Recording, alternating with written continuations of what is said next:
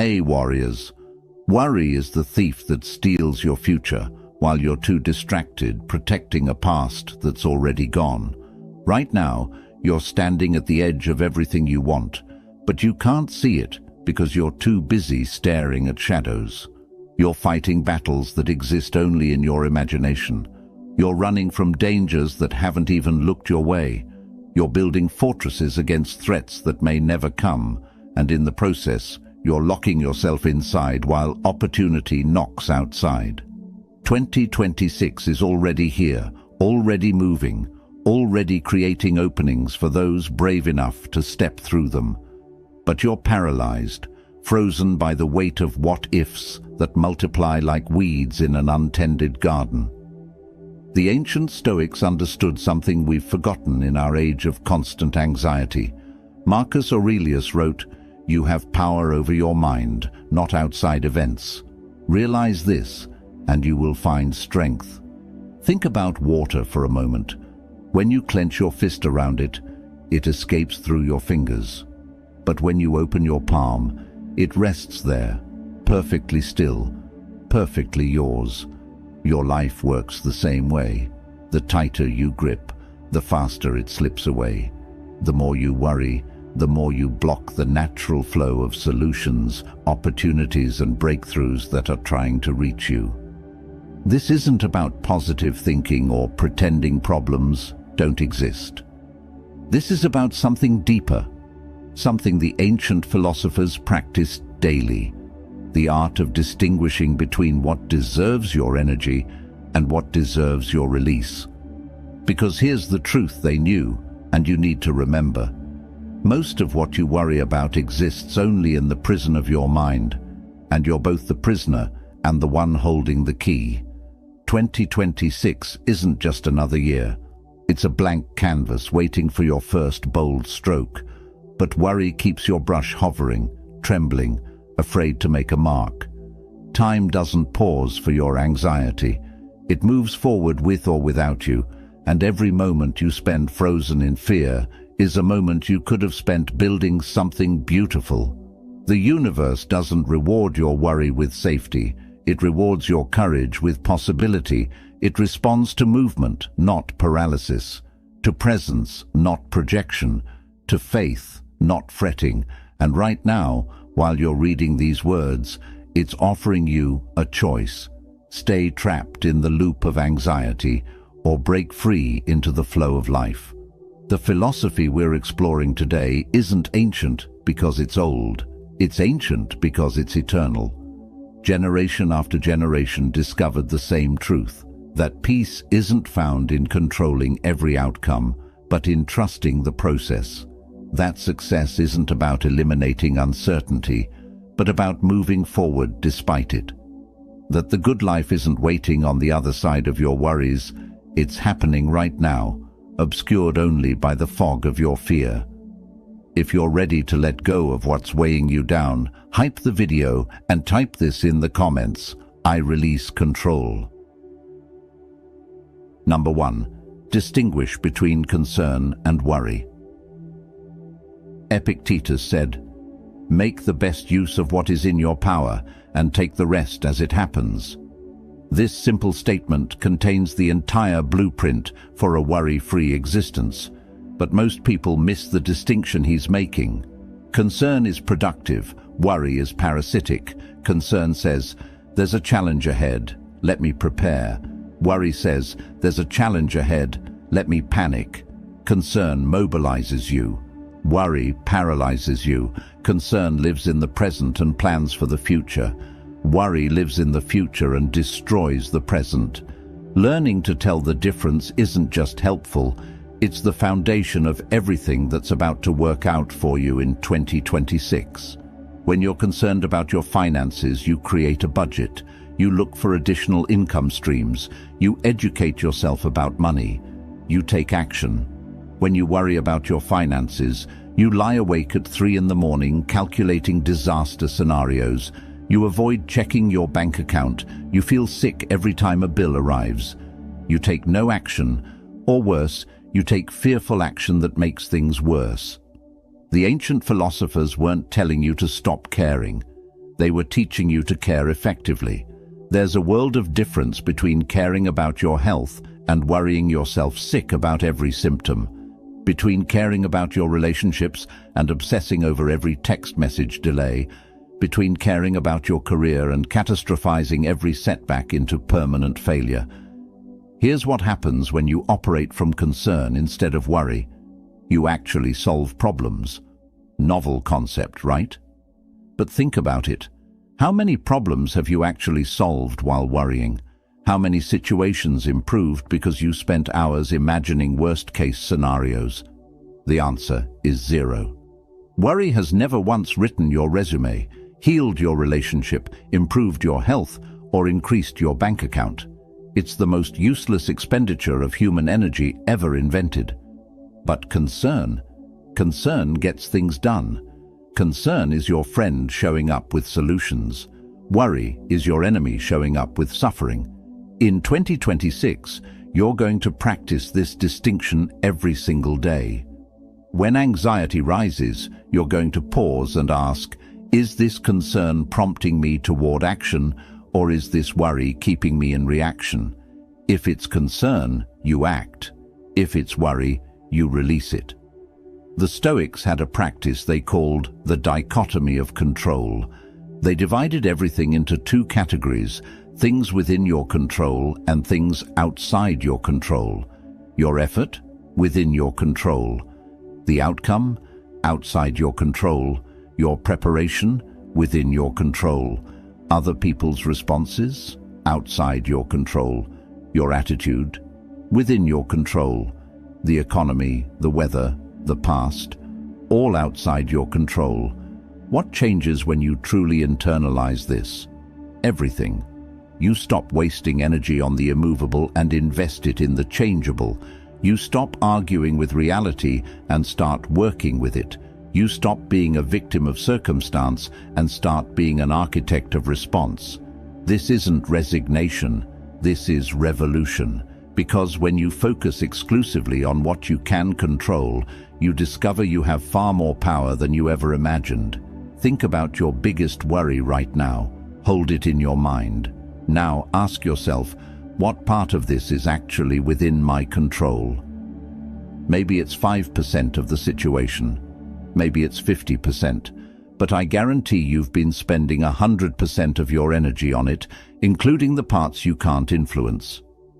What if you took all that energy you're wasting on the uncontrollable and poured it into the controllable instead? What if you became obsessed with your response instead of the situation?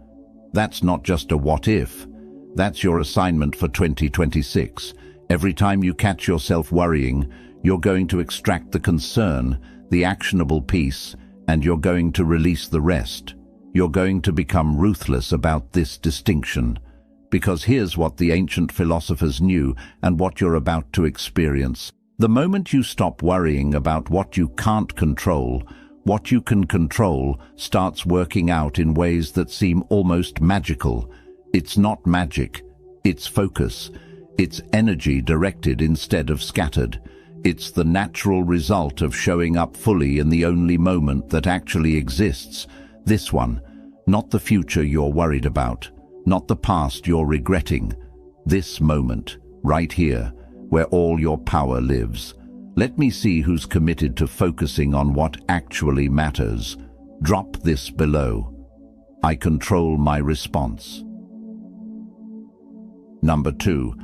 Accept that uncertainty is the only certainty. Lao Tzu, the ancient Chinese philosopher, observed something that most people spend their entire lives fighting against. Life is a series of natural and spontaneous changes. Don't resist them. That only creates sorrow. Let reality be reality. Let things flow naturally forward in whatever way they like. This isn't passivity. This is the highest form of intelligence, recognizing that your resistance to uncertainty costs you more than the uncertainty itself ever could. You want guarantees. You want to know how everything will turn out before you take the first step. You want the entire staircase illuminated before you move your foot. But that's not how life works. and it's never been how life works.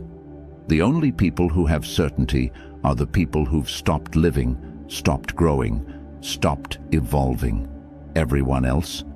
We're all walking into fog, and the ones who thrive are the ones who've made peace with not seeing the entire path. Here's what nobody tells you about uncertainty. It's neutral. It's not good or bad. It's not threatening or promising. It just is. But your relationship with it, that determines everything. When you treat uncertainty as an enemy, every unknown becomes a source of anxiety. When you treat uncertainty as a companion, every unknown becomes a source of possibility. Same uncertainty, completely different experience, and the only thing that changed was your perspective. In 2026, everything you want is hiding in uncertainty. That career breakthrough, it's uncertain. That relationship healing, uncertain. That creative project succeeding, uncertain. That financial turnaround, uncertain. And you can either let that uncertainty stop you, or you can let it fuel you. Because here's the secret the ancient philosophers discovered. Uncertainty means anything is possible, including the miracle you've been praying for. Think about every major positive change in your life, your best friendships, your proudest accomplishments, your most beautiful memories. Did any of them come with guarantees? Did you know for certain they would work out before they happened? Of course not. You stepped into uncertainty, and uncertainty gave you gifts you never could have planned. But somewhere along the way, you forgot this. You started believing that uncertainty was your enemy when it's actually been your greatest ally all along. The Buddhists have a concept called beginner's mind, approaching each moment fresh, without the burden of needing to know what comes next. When you have beginner's mind, you're curious instead of anxious. You're open instead of closed. You're exploring instead of controlling. And paradoxically, when you stop needing to control outcomes, outcomes start aligning in your favor. Not because you manipulated them, but because you got out of their way. Your worry about the future is actually arrogance in disguise. Stay with me here. When you worry, you're essentially saying, I know this is going to turn out badly. But how do you know? What evidence do you have about something that hasn't happened yet? You're predicting the future based on the past, projecting old pain onto new possibilities, and calling it realism when it's actually just fear wearing a logical mask.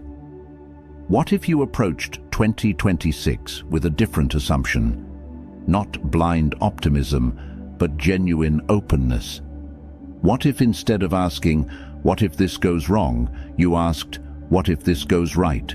What if instead of bracing for impact, you leaned into potential?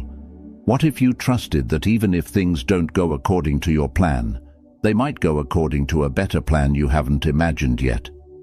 The ancient Stoics practiced something called amor fati, which means love of fate, not tolerance of fate, not acceptance of fate, love of it.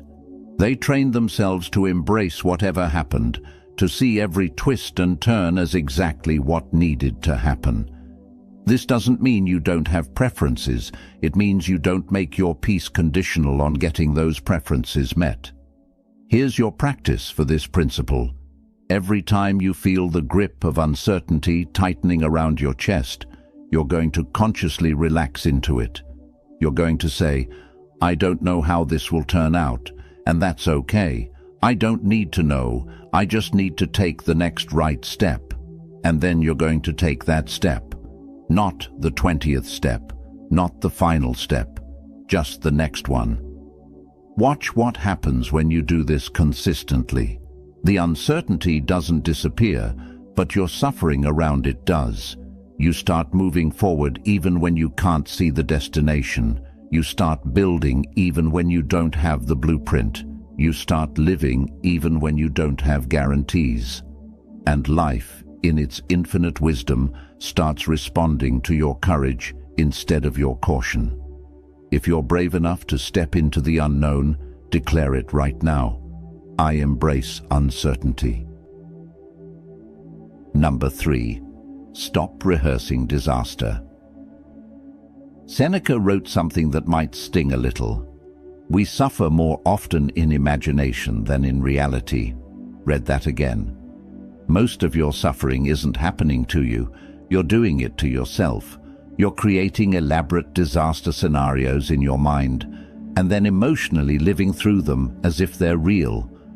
You're experiencing trauma from events that haven't occurred and may never occur.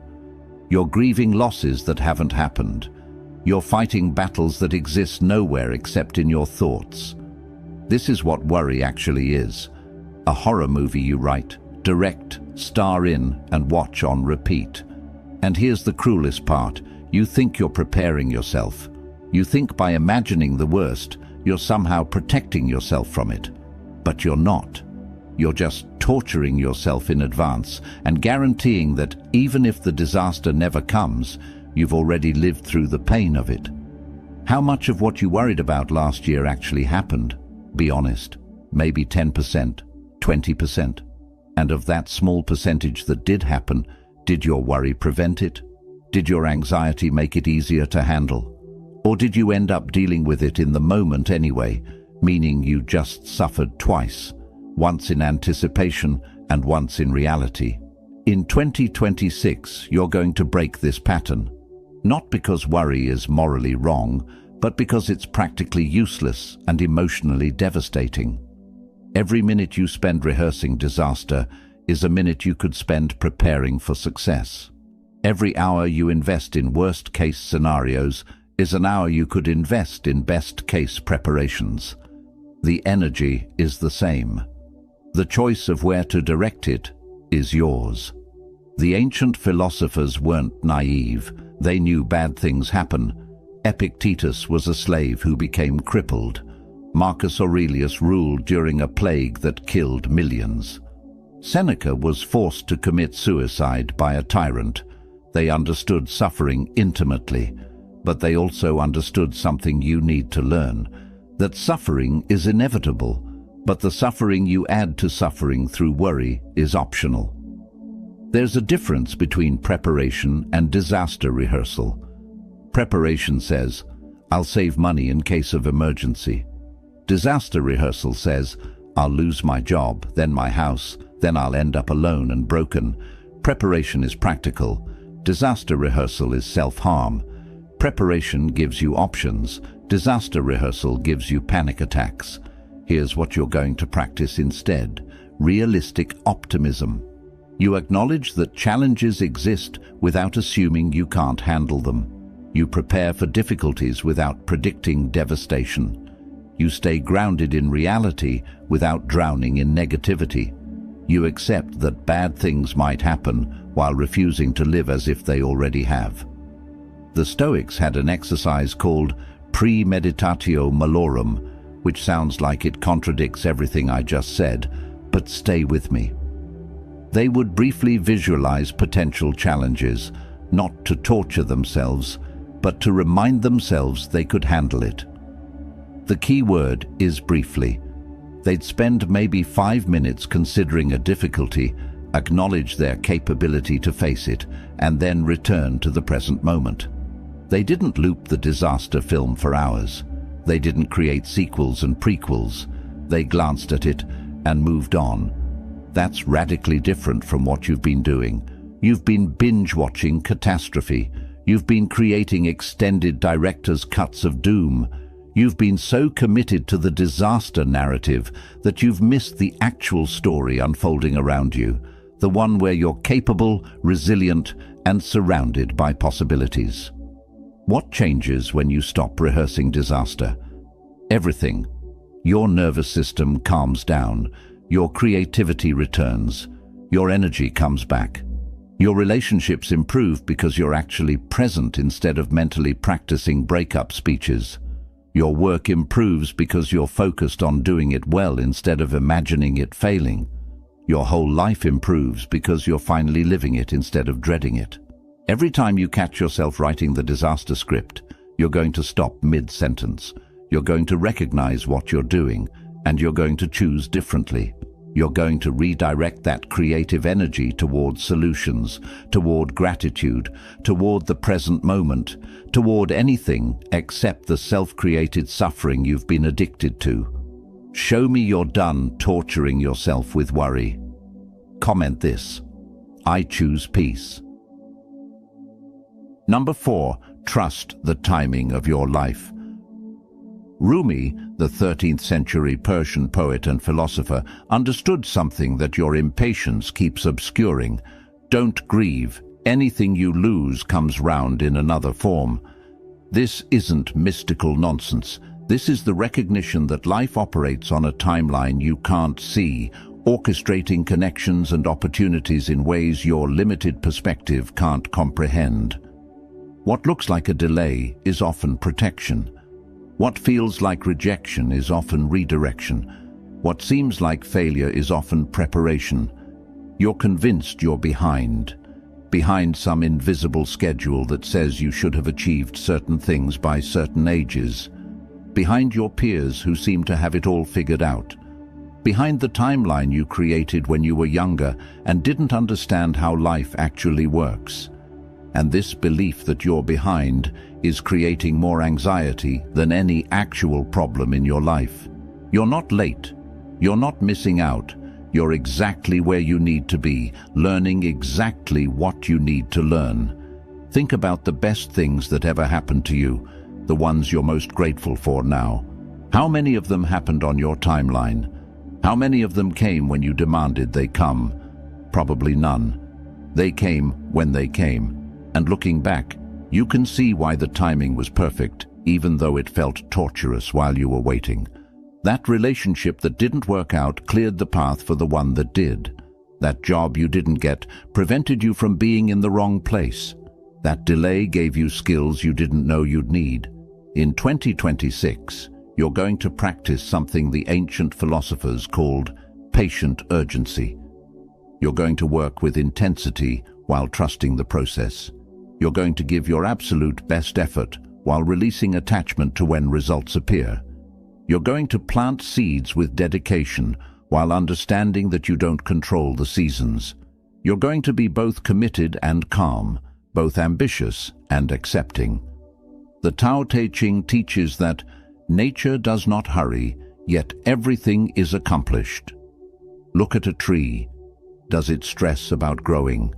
Does it worry that it's not tall enough fast enough? Does it compare itself to other trees? No. It grows at its own pace, in its own time, responding to conditions it can't control, and eventually it becomes exactly what it was meant to be. You're no different. You're unfolding. The only thing your worry does is make the unfolding painful. Your impatience is rooted in fear. Fear that if it doesn't happen now, it won't happen at all. Fear that you're running out of time. Fear that everyone else is ahead and you're falling behind. But these fears are lies. Time isn't running out. It's accumulating. Every experience, every setback, every detour is adding to who you're becoming. Nothing is wasted. Nothing is lost. Everything is preparing you for what's coming. Here's what you need to understand about divine timing, or if you prefer secular language, optimal timing. Things come together when all the necessary elements align. Not just your readiness, but circumstances, other people's journeys, market conditions, opportunities, resources. You might be ready before all the other pieces are in place. That doesn't mean you're being punished. It means you get to use that time to become even more ready, to develop even more capacity for what's coming. The ancient Stoics practiced a concept called sympathia, the interconnectedness of all things.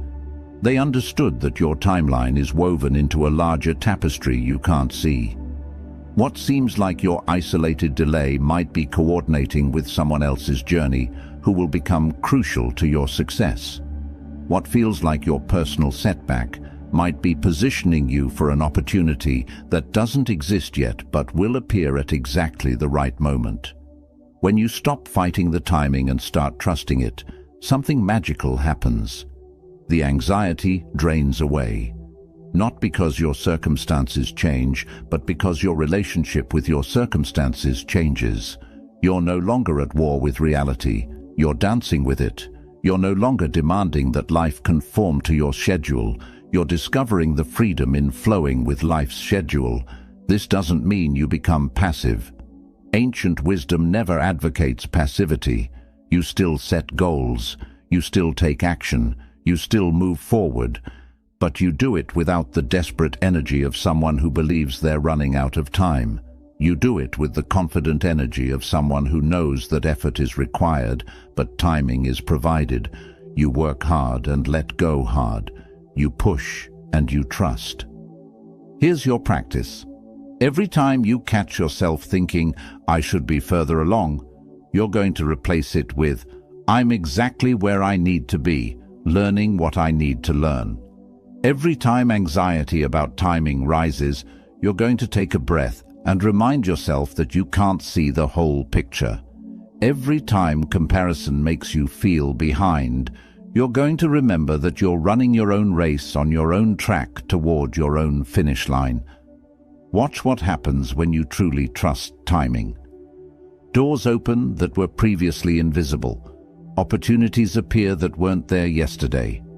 People show up who change everything, and you realize that all those delays you resented were actually alignments you didn't understand. All those closed doors were protecting you from wrong rooms. All that waiting was maturation, not punishment. If you're finally ready to stop rushing and start trusting, type this: "I trust my timing." Number 5.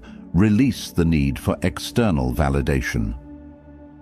Marcus Aurelius wrote in his private journal, "I have often wondered how it is that every man loves himself more than all the rest of men, but yet sets less value on his own opinion of himself than on the opinion of others." Here was a man who could command armies, who held absolute power, and he was reminding himself of what you need to remember, that seeking approval from others is the fastest way to lose yourself. You're exhausted because you're trying to be everyone's version of successful instead of your own. You're anxious because you're managing 1,000 imaginary audiences in your head, wondering what they think, what they expect, whether they approve. You're stuck because you've outsourced your worth to people who don't even know your story. And as long as external validation is your measure of success, you'll never have enough of it. The goalpost will keep moving. The audience will keep changing. The approval will keep feeling temporary. In 2026, everything starts working out when you finally understand this. Other people's opinions of you are none of your business. That's not callousness. That's freedom. Because their opinions are based on their lens, their wounds, their limitations, their projections. Someone who's never taken a risk will judge your courage as recklessness. Someone who's never pursued their dreams will call your ambition foolishness. Someone who's settled will criticize your refusal to settle. Their opinion says everything about them and nothing about you. The ancient cynics, particularly Diogenes, took this to an extreme that might make you uncomfortable, but contains profound truth. Diogenes lived in a barrel, owned nothing, and when Alexander the Great himself came to offer him anything he wanted, Diogenes told him to step aside because he was blocking the sunlight. He had zero concern for what anyone thought. Now you don't need to live in a barrel, but you do need to find that same internal compass that doesn't spin based on external winds. Here's what seeking validation costs you: your authenticity. Every time you adjust yourself to fit someone else's expectations, you abandon a piece of who you really are. Every time you silence your truth to avoid judgment, you betray yourself. Every time you choose approval over integrity, you trade permanent peace for temporary comfort. And the tragedy is, even after all that contortion, you still won't get everyone's approval because it's impossible. You'll just lose yourself in the process. The Buddhist concept of mudita teaches us to find joy in our own progress. without needing applause, to celebrate your own growth without requiring witnesses, to acknowledge your own worth without external confirmation. This is the practice of being your own validator, your own cheerleader, your own measure of success, not in an arrogant way, but in a grounded, self-aware way. Think about the things you're most proud of in your life, the moments of real growth, the times you overcame something difficult, the instances where you showed up as your best self. Did those moments lose their value because nobody posted about them? Because they didn't get likes or recognition? Of course not. Their value was intrinsic. It existed whether anyone else acknowledged it or not. That's the energy you need to bring to everything you do in 2026. When you stop performing for approval, you start performing from purpose. When you stop seeking validation, you start seeking truth. When you stop managing everyone's perception, you start living your actual life. And ironically, the less you care about what people think, the more magnetic you become. Because authenticity is rare, because confidence that doesn't need constant reinforcement is attractive. Because people who know who they are inspire people who are still searching. Here's what you're going to practice. Before you post, before you speak, before you make a decision, you're going to ask yourself one question. Am I doing this because it's true to me, or because I want approval? If the honest answer is approval, you're going to pause. That doesn't mean you never consider others. It means you don't betray yourself for applause. You're also going to practice being your own source of validation. When you do something well, you're going to acknowledge it internally. I handled that with grace. I showed up despite fear. I kept my word to myself.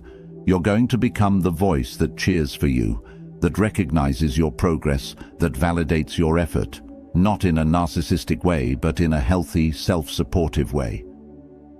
The ancient philosophers knew that the only sustainable source of confidence is internal. Everything external is temporary, conditional, fickle. But when you know who you are, when you trust your own judgment, when you validate your own worth, nobody can take that from you. Markets can crash, relationships can end, jobs can disappear, but your relationship with yourself, that's the foundation that holds through every storm. Let the world know you're done seeking approval. Drop this affirmation, I validate myself. Number 6, transform obstacles into opportunities. Marcus Aurelius, writing during a plague that devastated his empire, offered this perspective that will change how you see every challenge in 2026. The impediment to action advances action. What stands in the way becomes the way. This isn't philosophical poetry meant to sound nice. This is a practical framework for turning every obstacle into the exact fuel you need for your breakthrough. Right now, you're looking at the obstacles in your path as evidence that you're on the wrong path. You see the resistance and assume it means stop. You encounter difficulty and interpret it as a sign that this isn't meant for you. But what if you have it completely backwards? What if the obstacle isn't blocking your path but actually creating it? What if the very thing you think is stopping you is actually building you? Every single person you admire, every success story you respect, every achievement you aspire to has obstacles at its core. Not despite the obstacles, but because of them. The obstacle is what forged the strength. The difficulty is what developed the skill. The resistance is what built the resilience. You want the outcome without the obstacle, but that's like wanting the sculpture without the chisel. The obstacle is the chisel shaping you into who you need to become. In 2026, you're going to practice what the Stoics called the obstacle is the way. When something blocks you, instead of seeing it as a problem, you're going to ask, what is this teaching me? What strength is this building? What skill is this forcing me to develop? How is this redirecting me towards something better? not in a fake positive way, but in a genuinely curious way. The Chinese philosophy embedded in the I Ching teaches that crisis and opportunity are intertwined. The same symbol represents both danger and possibility. It's not that one becomes the other. It's that they exist simultaneously. Every obstacle contains both, the danger of staying stuck and the possibility of breaking through. Which one manifests depends entirely on how you engage with it. Think about your biggest obstacle right now, the one that's been keeping you up at night, draining your energy, making you question everything. What if that specific obstacle is exactly what you need to develop the exact quality required for your next level? What if the financial pressure is teaching you resourcefulness you'll need as an entrepreneur? What if the relationship challenge is teaching you boundaries you'll need for healthy love?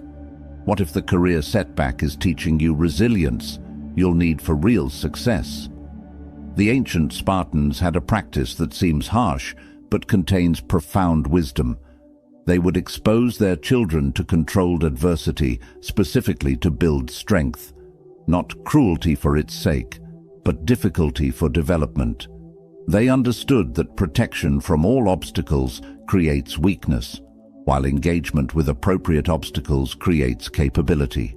You don't need to seek suffering, but you do need to stop running from the struggles that find you. Here's what happens when you shift your relationship with obstacles.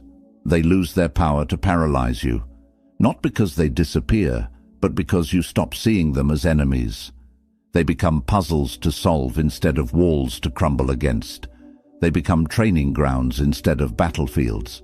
They become plot twists instead of dead ends.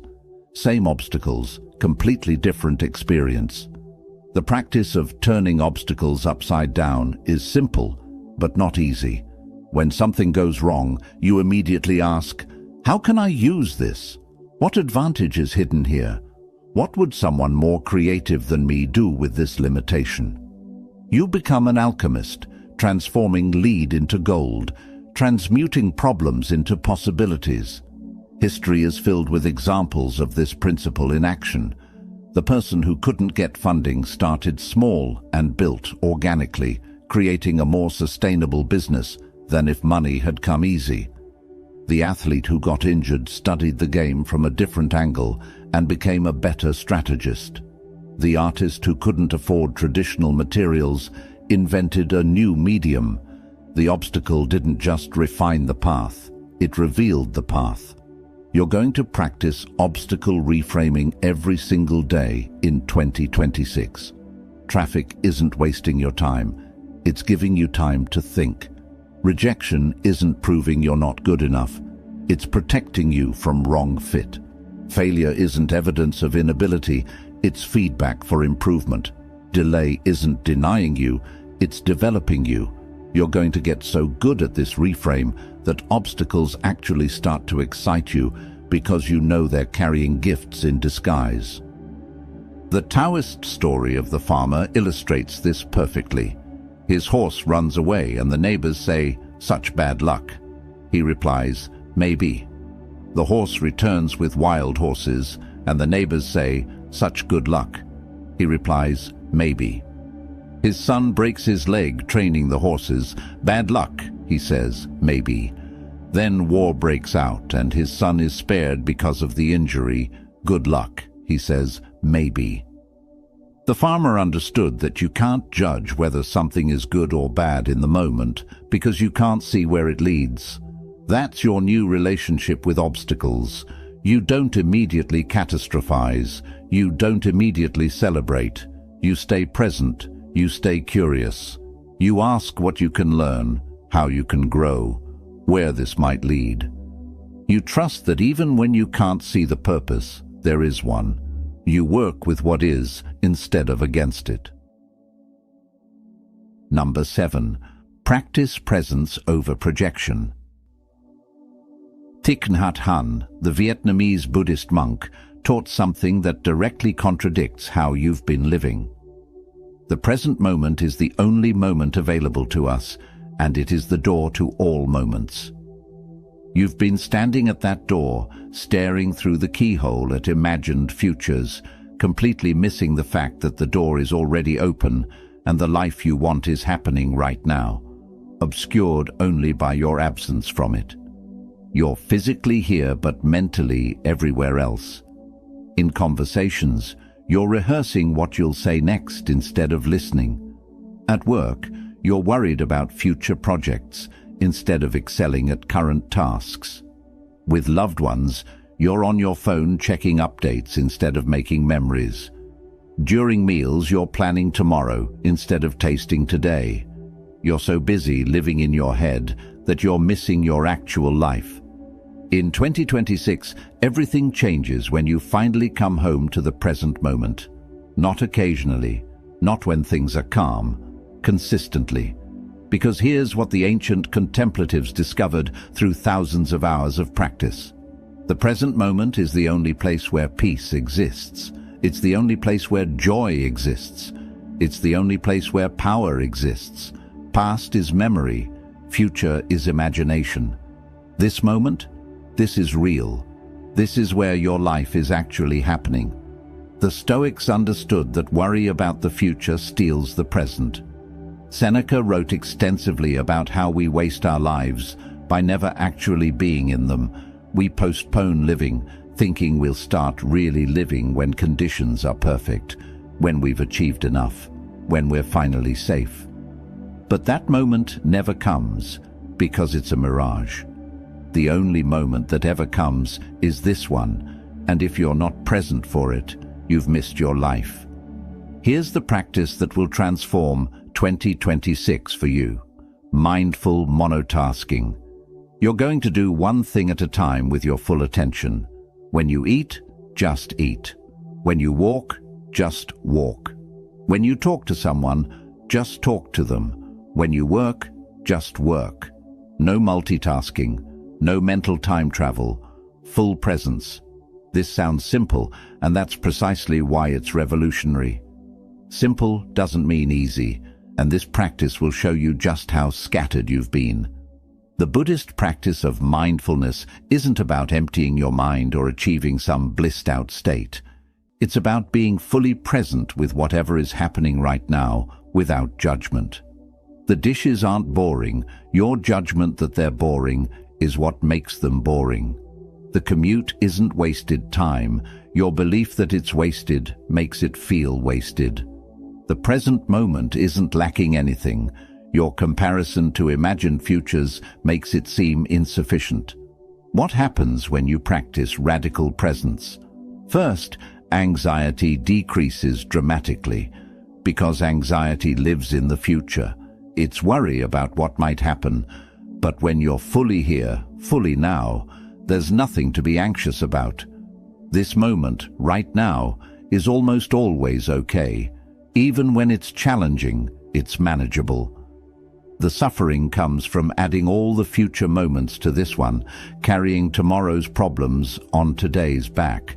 Second, your performance improves in every area, because presence equals excellence. You can't do your best work while mentally elsewhere. You can't build deep relationships while emotionally absent. You can't find creative solutions while distracted. Every master of any craft will tell you the same thing. Presence is the secret. The musician present with the music, the athlete present with the game, the artist present with the canvas. Presence is where genius lives. Third, you start noticing beauty you've been missing. The way light hits the wall, the warmth of your coffee cup, the sound of rain, the smile of a stranger, the comfort of your bed.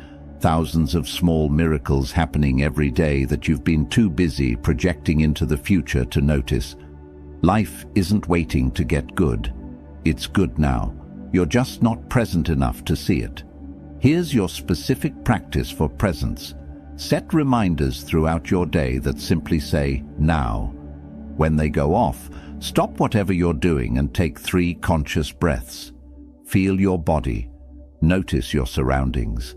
Come back to this moment. Don't make it complicated. Just return, again and again. Because presence isn't a destination you reach, It's a practice you commit to. You're also going to practice anchoring statements. Throughout your day, you'll say to yourself, right now, I am breathing. Right now, I am safe. Right now, I am here. These statements aren't denying future challenges. They're acknowledging present reality. They're pulling you out of the mental time machine and planting you firmly in the only moment where you have any actual power. The ancient monks knew something your modern mind has forgotten. This moment is enough. Not because it contains everything you want, but because it contains everything that's real. The rest is story. The rest is imagination. This breath, this heartbeat, this exact second, this is your life. Not the highlight reel, not the future version. This. And when you're finally present for it, you discover it was never lacking. You were just looking past it. Show me you're committing to presence over projection. Type this: I am here now. You've just received 7 keys that ancient philosophers used to unlock peace in the middle of chaos, power in the face of uncertainty, and purpose despite obstacles. But here's what separates people who transform from people who just consume information: application. You can know all 7 principles perfectly and still live in worry if you don't practice them daily. 2026 is going to work out for you, not because the universe suddenly removes all challenges, but because you've changed your relationship with challenges, because you've learned to distinguish concern from worry, because you've made peace with uncertainty, because you've stopped rehearsing disasters, because you trust timing, because you've released the need for validation, because you transform obstacles, because you practice presence. The ancient philosophers weren't special. They were simply willing to practice these principles until they became reflexes.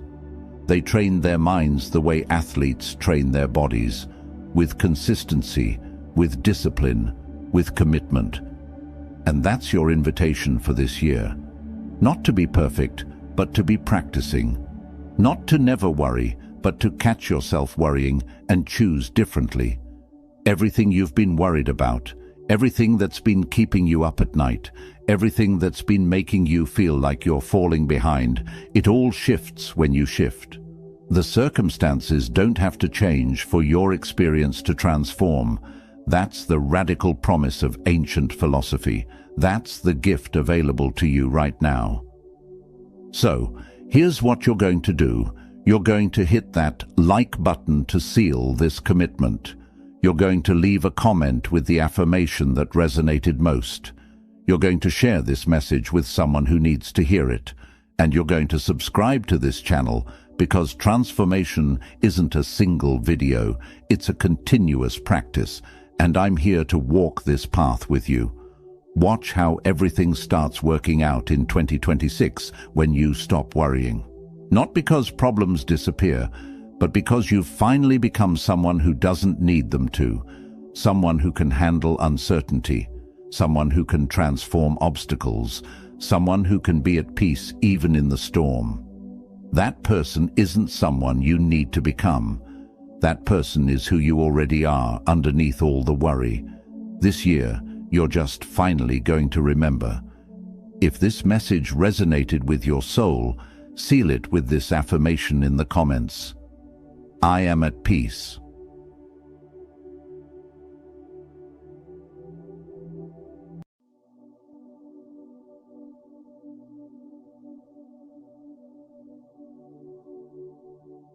Hey warriors, you've been knocked down so many times you've lost count. Your knees are scraped, your hands are trembling, and every voice around you whispers that maybe it's time to quit. But here's what they don't tell you. The fight isn't finished until you say it's finished. Fall 7 times, stand up 8. Japanese proverb. The ancient ones knew something we've forgotten in our world of instant results and overnight success stories. They understood that victory isn't about never falling. It's about refusing to stay down. It's about looking defeat in the face and saying, not today, not ever. This isn't some fairy tale motivation. This is the raw, unfiltered truth that has carried through the darkest valleys of human experience. Right now, you might be in your darkest valley. Maybe you've failed at something you poured your heart into. Maybe you've lost what you thought you couldn't live without. Maybe you're so tired that even breathing feels like effort. But listen closely. Ancient wisdom didn't survive thousands of years because it was pretty. It survived because it was true. And the truth is this: the moment you think it's over is exactly when your real story begins. The sages, the philosophers, the warriors of old, they didn't have the luxuries we have today. No safety nets, no second chances handed out like candy. When they fell, the ground was harder. When they failed, the consequences were brutal. Yet they discovered something powerful. The human spirit doesn't break at the first sign of hardship. It doesn't even break at the 10th. It bends, it learns, it adapts, and it comes back fiercer than before. This isn't about toxic positivity or pretending your pain doesn't exist. This is about honoring that pain by refusing to let it write your final chapter. Every ancient teaching, from the mountains of Tibet to the academies of Athens, carries the same message in different words. Perseverance isn't just a virtue. It's the only path to anything worth having. You're not here by accident. You clicked on this video because somewhere deep inside, beneath all the doubt and exhaustion, there's a part of you that refuses to accept defeat. That part of you is wiser than any temporary feeling of hopelessness. That part of you knows what the ancients knew. It's not over until you win. Before we dive deeper, hit that like button. Share this with someone who needs to hear it. Subscribe to this channel because you're committed to your transformation. Don't skip any part of this video. Every word here is designed to rebuild your foundation from the ground up.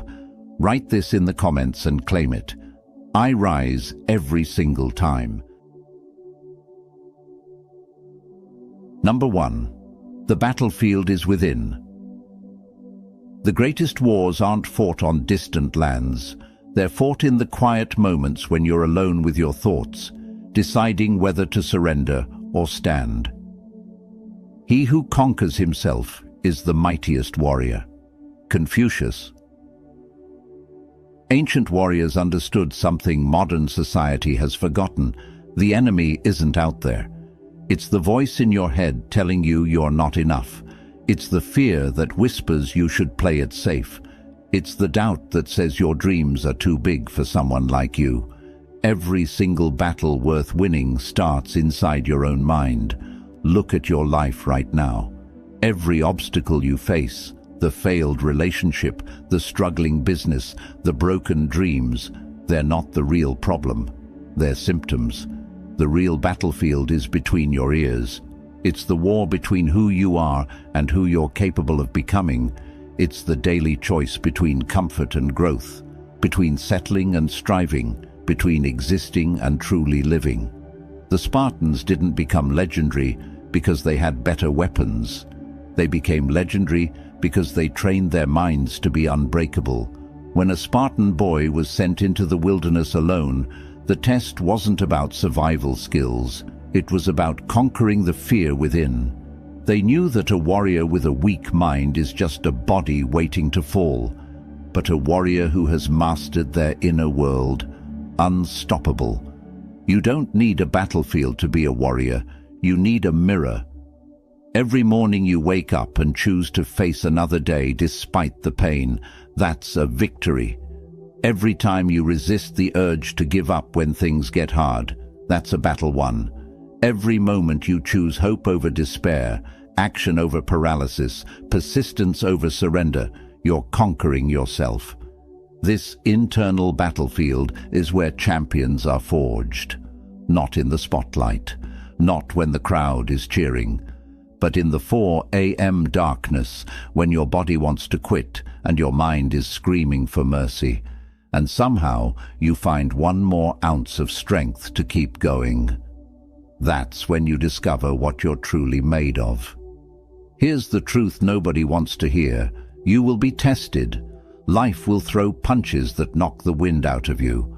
People will disappoint you. Plans will crumble. Dreams will seem impossible. But if you've conquered the battlefield within, if you've trained your mind to be resilient, your spirit to be unbreakable, your will to be immovable, then nothing external can truly defeat you. Stop waiting for external circumstances to change. Start changing the internal landscape. Train your mind like the ancient warriors trained their bodies, with discipline, with repetition, with an understanding that weakness is not your enemy, but rather the opportunity to build strength. You are both the warrior and the battlefield.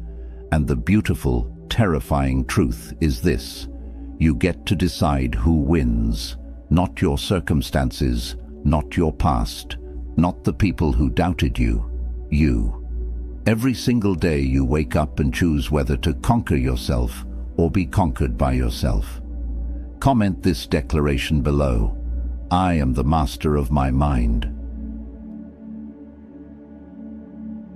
Number 2. Pressure creates diamonds. The weight crushing you right now isn't trying to destroy you, it's trying to transform you into something unbreakable. Smooth seas do not make skillful sailors. African proverb.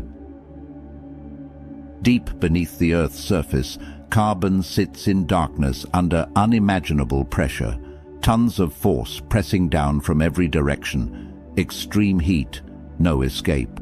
If that carbon could think, it would probably believe it's being destroyed.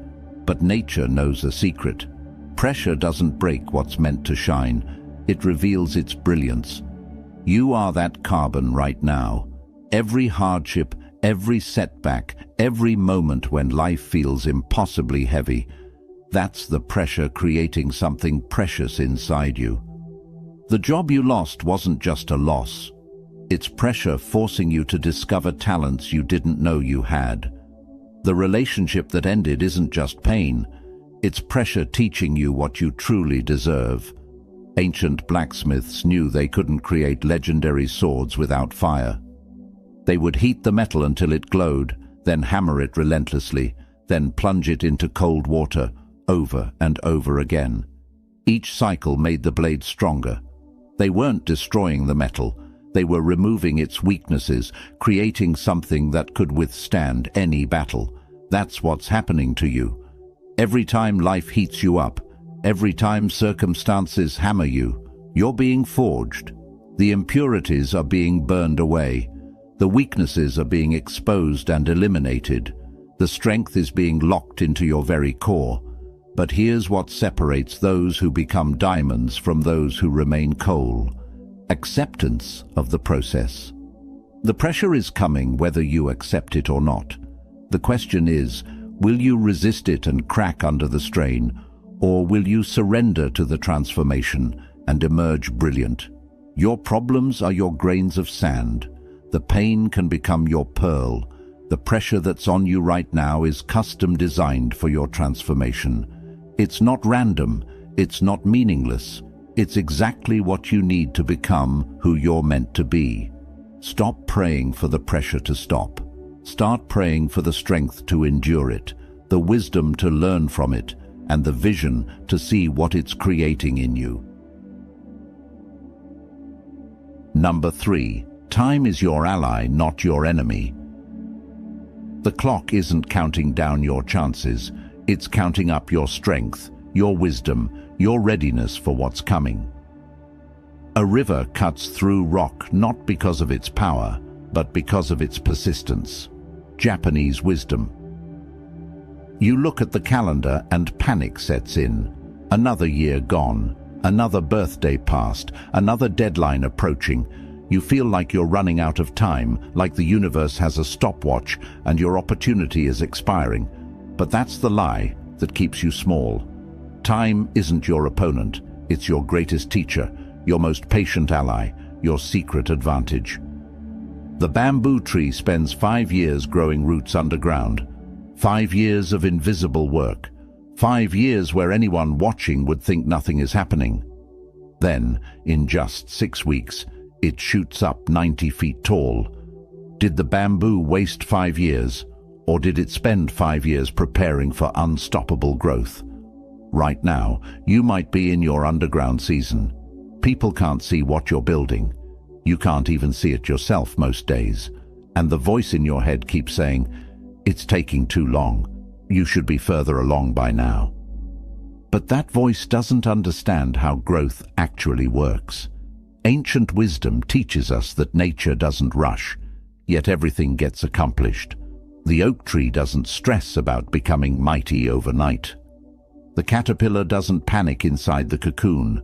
The moon doesn't apologize for going through phases. Everything in nature trusts the timing of its own unfolding. You've been conditioned to believe that if success doesn't come fast, it won't come at all. Social media shows you the highlight reel, the overnight success, the instant transformation. But they don't show you the 10 years of work before that overnight success. They don't show you the failures that happened along the way. They don't show you the slow, unglamorous process of becoming. Every master craftsman will tell you the same thing. You can't rush mastery. The sculptor can't rush the marble. The potter can't rush the clay. Quality takes time. Depth takes time. Real transformation takes time. And you are being crafted into a masterpiece, whether you realize it or not. Your dreams aren't late. You're not behind schedule. There is no cosmic timeline that says you should have achieved X by age Y.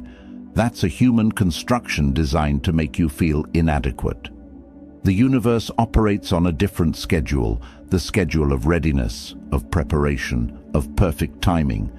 Every delay you've experienced has been protection. Every no has been redirection. Every closed door has been guidance. You wanted certain things at certain times, and when they didn't come, you thought time had failed you.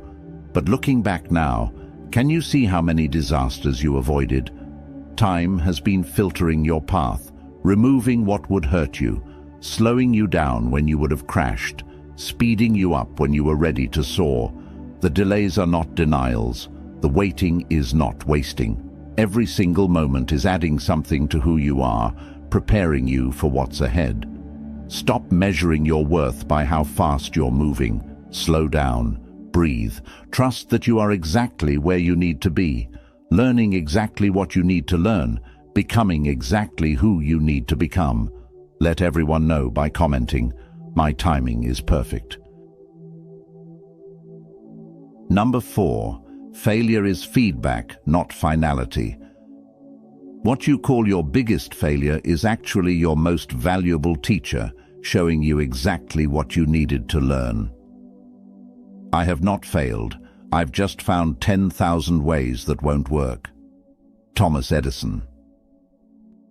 The ancient alchemists spent lifetimes trying to turn lead into gold. Experiment after experiment failed. Formulas didn't work. Theories crumbled. But here's what history often forgets. Those failures laid the foundation for modern chemistry. They didn't fail, they discovered. Every wrong answer brought them closer to understanding how the universe actually works. You've been carrying your failures like chains around your ankles, letting them slow you down, define you, convince you that you're not capable. But failure isn't a statement about your worth. It's data, it's information. It's the universe's way of saying, "Not that way, try this way instead." When a child learns to walk, they fall hundreds of times. Literally hundreds. They stumble, they crash, they faceplant. But nobody looks at a toddler on the ground and says, "Well, I guess walking just isn't for you." That would be absurd. We understand that falling is part of learning to walk. But somewhere between childhood and adulthood, we forgot this fundamental truth. We started treating failure as a verdict instead of a variable. We started believing that falling down meant we should stay down. We stopped seeing failure as part of the process and started seeing it as proof of our limitations. Your business that failed taught you what doesn't work in the marketplace. Your relationship that ended taught you what you truly need in a partner. Your plan that fell apart taught you to build stronger foundations. None of it was wasted. It was all feedback, showing you where your assumptions were wrong, where your approach needed adjustment. Edison's quote isn't just clever, it's a complete mindset shift. He didn't try 10,000 times and fail. He tried 10,000 times and learned 10,000 lessons. Each attempt eliminated one possibility, narrowing the path to success. Every failure was actually progress. Ancient warriors trained by sparring, intentionally engaging in combat where they would lose, get hit, make mistakes. They didn't avoid failure. They sought it out because they knew that every mistake in training was a lesson that would save their life in real battle. Your failures right now, this is practice, this is training. Every mistake is making you sharper. Every setback is making you stronger.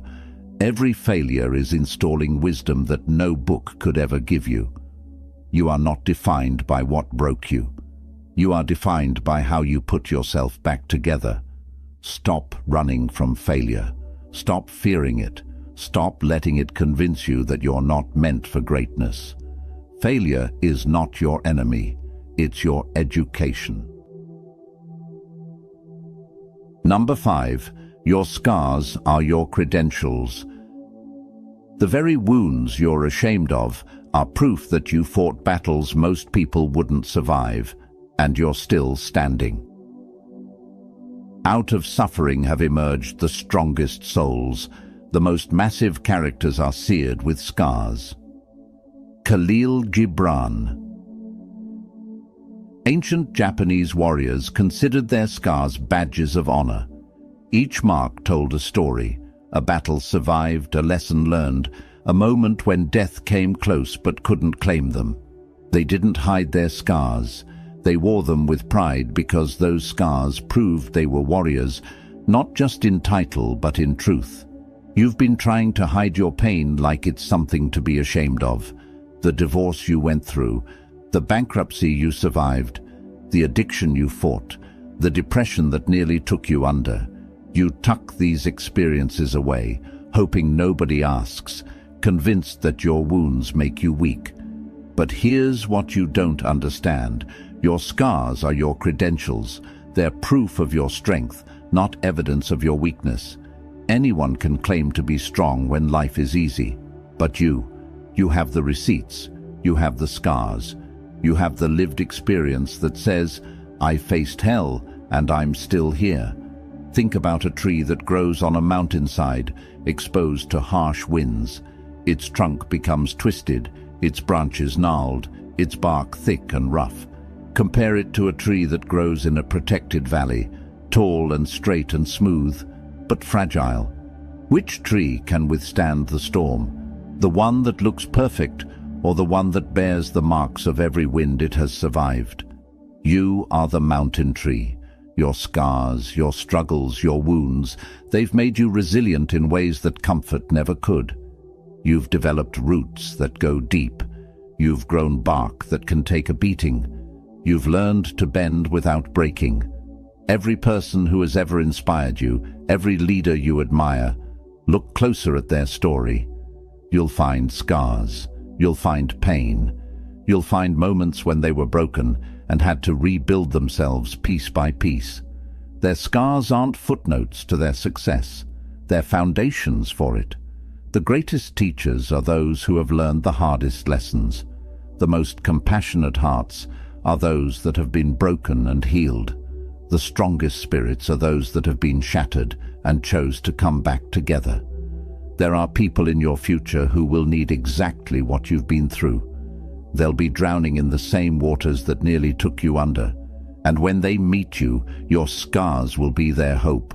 Your survival will be their evidence that they can make it too. Your scars are not your shame. They're your story. They're not your weakness. They're your testimony. They're not what disqualifies you. They're exactly what qualifies you to step into your purpose with authority, with compassion, with the kind of strength that only comes from being broken and choosing to heal.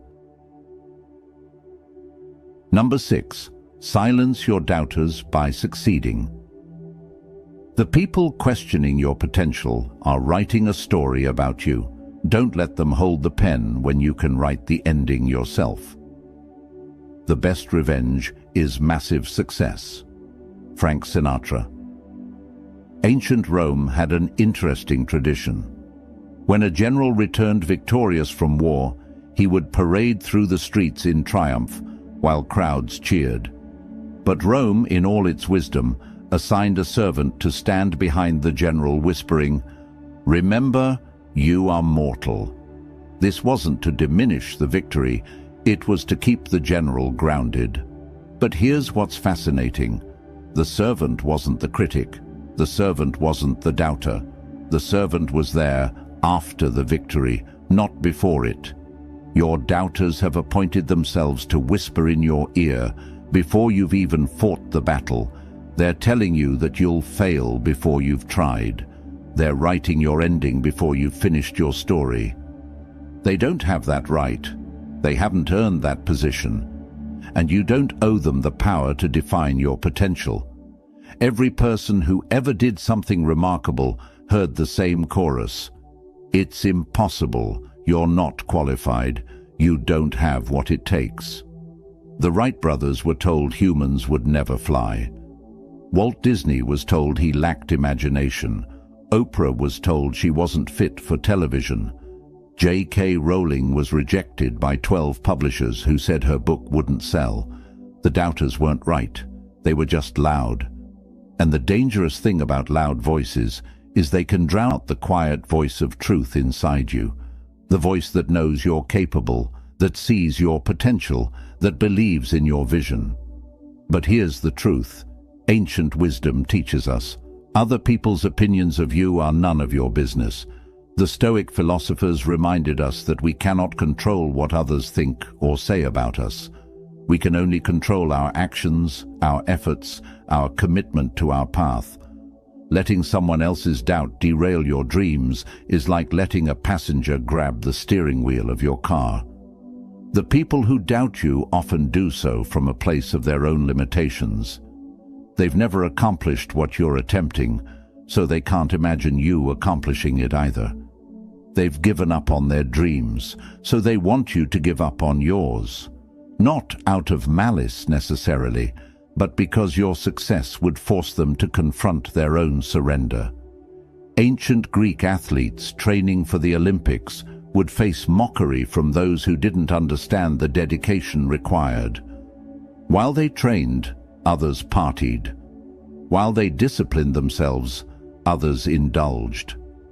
The critics would laugh at their sacrifice, question their obsession. But when those athletes stood on the podium, crowned with olive wreaths, none of the doubters' words mattered anymore. Victory erased every criticism. You don't need to argue with your doubters. You don't need to convince them. You don't need to defend your dreams or justify your ambitions. You just need to work, in silence, in focus, in dedication. Let your results do the talking. Let your success be your response. The greatest form of rebellion against those who doubt you isn't anger. It's achievement. It's proving them wrong, not with words, but with work. It's showing up every day when they said you'd quit. It's persisting when they predicted you'd fail. It's succeeding where they swore you'd fall short. Ancient wisdom teaches that the lion doesn't turn around when small dogs bark.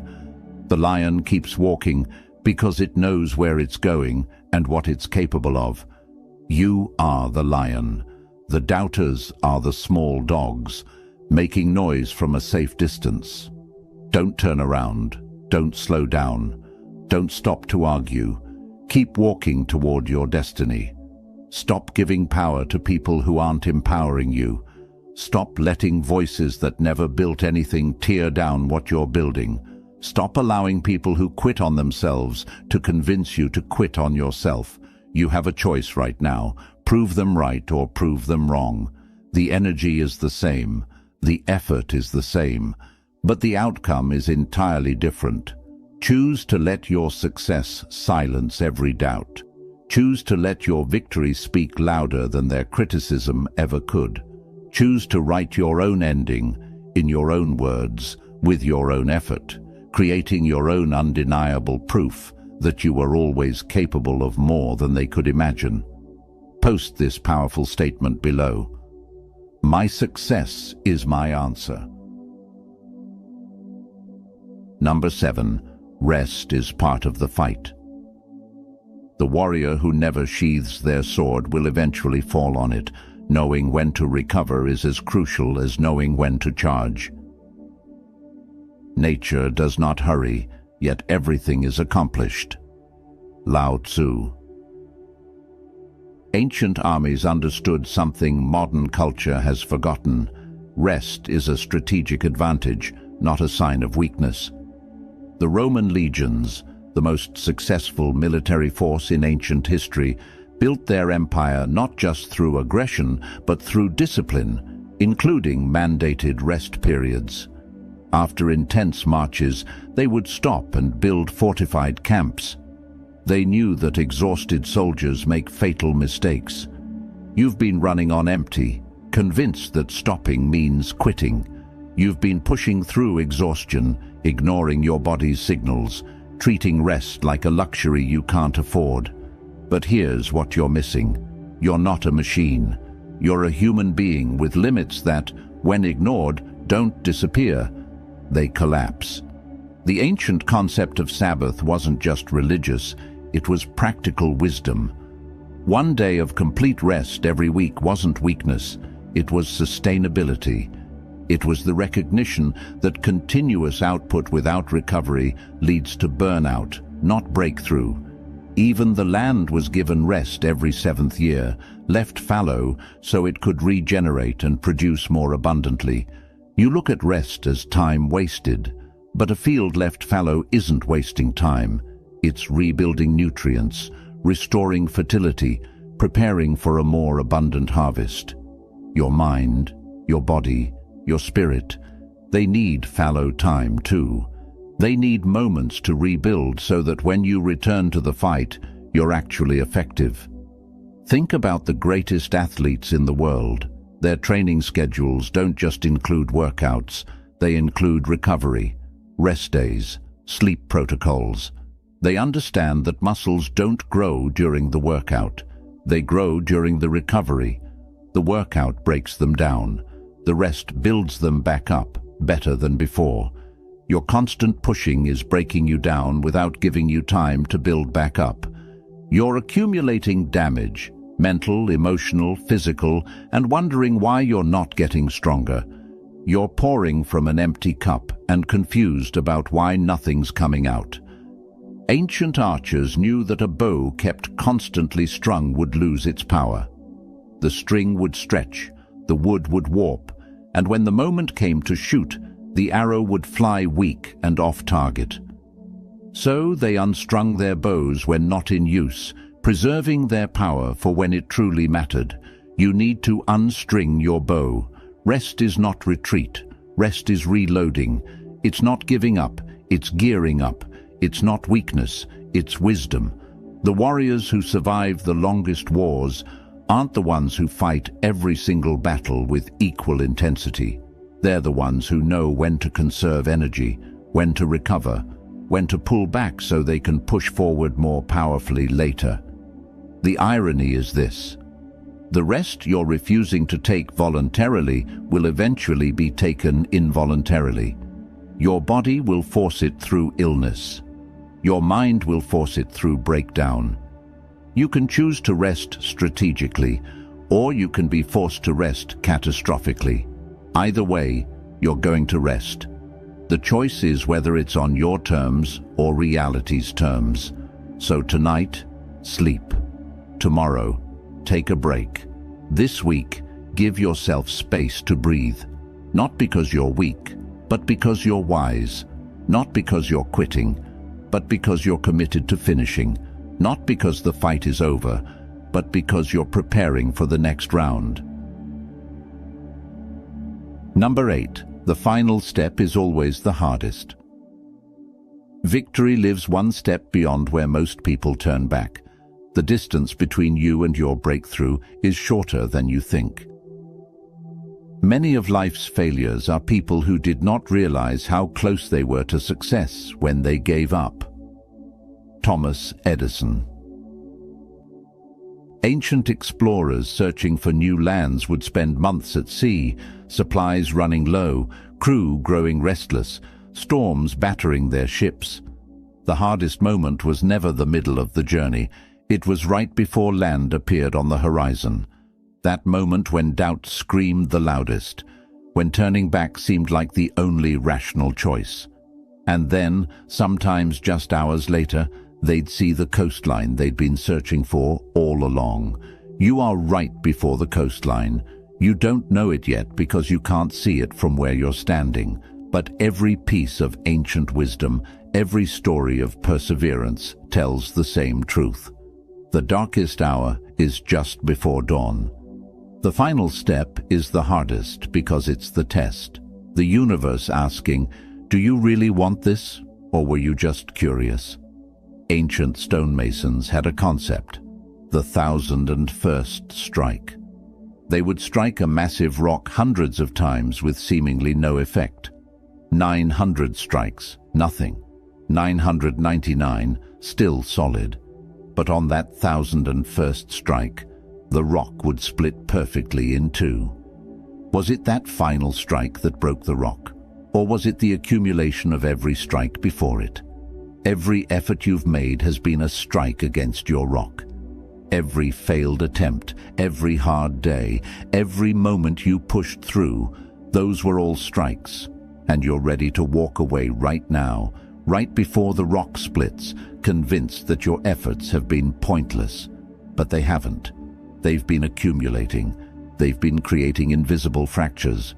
They've been setting up the breakthrough that's coming. The problem is, you can't see the fractures. There's no progress bar showing you 99% complete.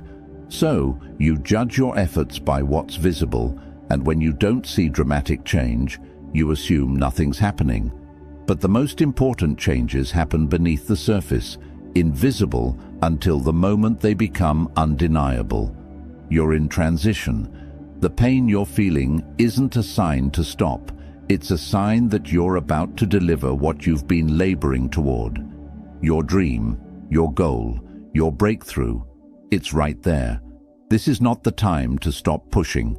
This is the time to push harder than you ever have, because the finish line is just beyond where your eyes can see. Your ancestors survived predators, famines, wars, and disasters that would break the modern spirit in hours. That same strength is in your DNA. That same resilience courses through your veins. You come from a long line of people who didn't quit when it got hard. They got harder than the hardship. So, here's what you're going to do. You're going to take one more step. Just one. Not 1,000, not 100. Just one. And then tomorrow, you're going to take one more. Because victories aren't built in giant leaps. They're built in daily decisions to not give up. The final step is the hardest, because it's the one that separates the dreamers from the achievers, those who wanted it from those who earned it. You've come too far to stop now. You've invested too much to walk away. You've survived too much to surrender. One more step. That's all you need. Take it, and then take another. Because it's not over until you win, and you haven't won yet. Which means it's not over, which means you keep going. Claim this in the comments right now. I take one more step. You started this video broken, doubting, questioning whether you had what it takes to continue. Maybe you still are. Maybe the pain is still sharp. But something has shifted, hasn't it? Somewhere in these ancient truths, you found a spark, a reminder, a resurrection of the warrior spirit you thought you'd lost. It does not matter how slowly you go as long as you do not stop. Confucius. The ancients didn't have the answers we have today. No internet, no instant solutions. What they had was something more valuable. They had an unshakable understanding that the human spirit, when committed, is unstoppable. They built empires with their bare hands, They created philosophies that still guide us thousands of years later. And they did it with one simple principle: refuse to quit. That's your inheritance. That's your birthright. You are the descendant of survivors, of fighters, of people who faced impossible odds and somehow found a way. Their blood runs through your veins. Their strength lives in your DNA. Their refusal to surrender is encoded in your spirit. It's not over until you win. Not until you give up. Not until you decide it is. And you haven't decided that yet. Because deep down, beneath all the fear and doubt, there's a voice, quiet but unbreakable, that keeps whispering, "Keep going." Listen to that voice. It knows things your conscious mind has forgotten. It remembers every battle you've already won. It knows your capacity for resilience. That voice is your connection to ancient wisdom, to the part of you that cannot be broken. So get up, one more time, take one more step, fight one more round, because your story isn't finished. Your victory isn't written yet, but it's coming, and when it does, you'll look back at this moment and be grateful you didn't quit. Before you go, hit that like button as a commitment to yourself. Drop a comment below with your affirmation. Share this video with someone who needs to hear it. Subscribe to this channel because your transformation is just beginning. It's not over, not even close. Your breakthrough is coming. Keep going. Leave this final declaration in the comments. It's not over until I win.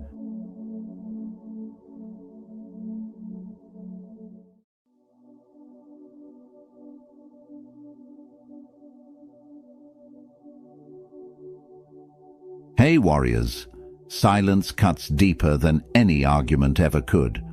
While toxic people throw words like weapons, the wise stand still. They don't defend, they don't explain, they simply know.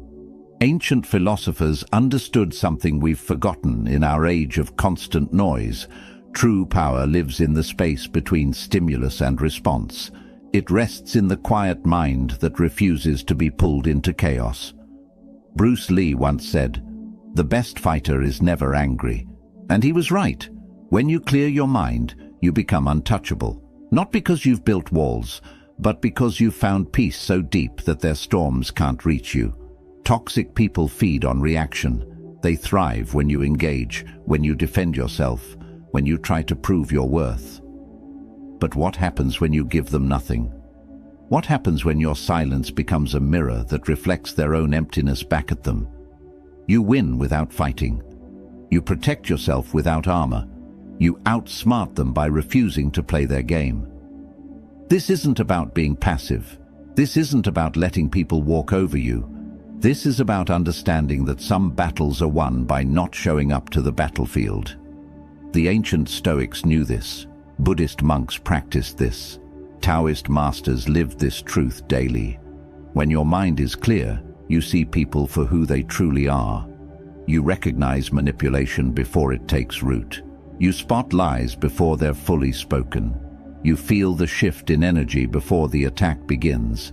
And most importantly, you respond from wisdom rather than wound. Before we begin, hit that like button right now. Drop a comment below. Share this with someone who needs to hear it. Subscribe to this channel because this wisdom deserves to spread. If this resonates with you, write in the comments, "My silence is my strength." Number 1. Observe without absorbing. Richard Feynman once wrote, "The whole universe is in a glass of wine." He meant that if you truly observe something, you see everything. The same applies to toxic people.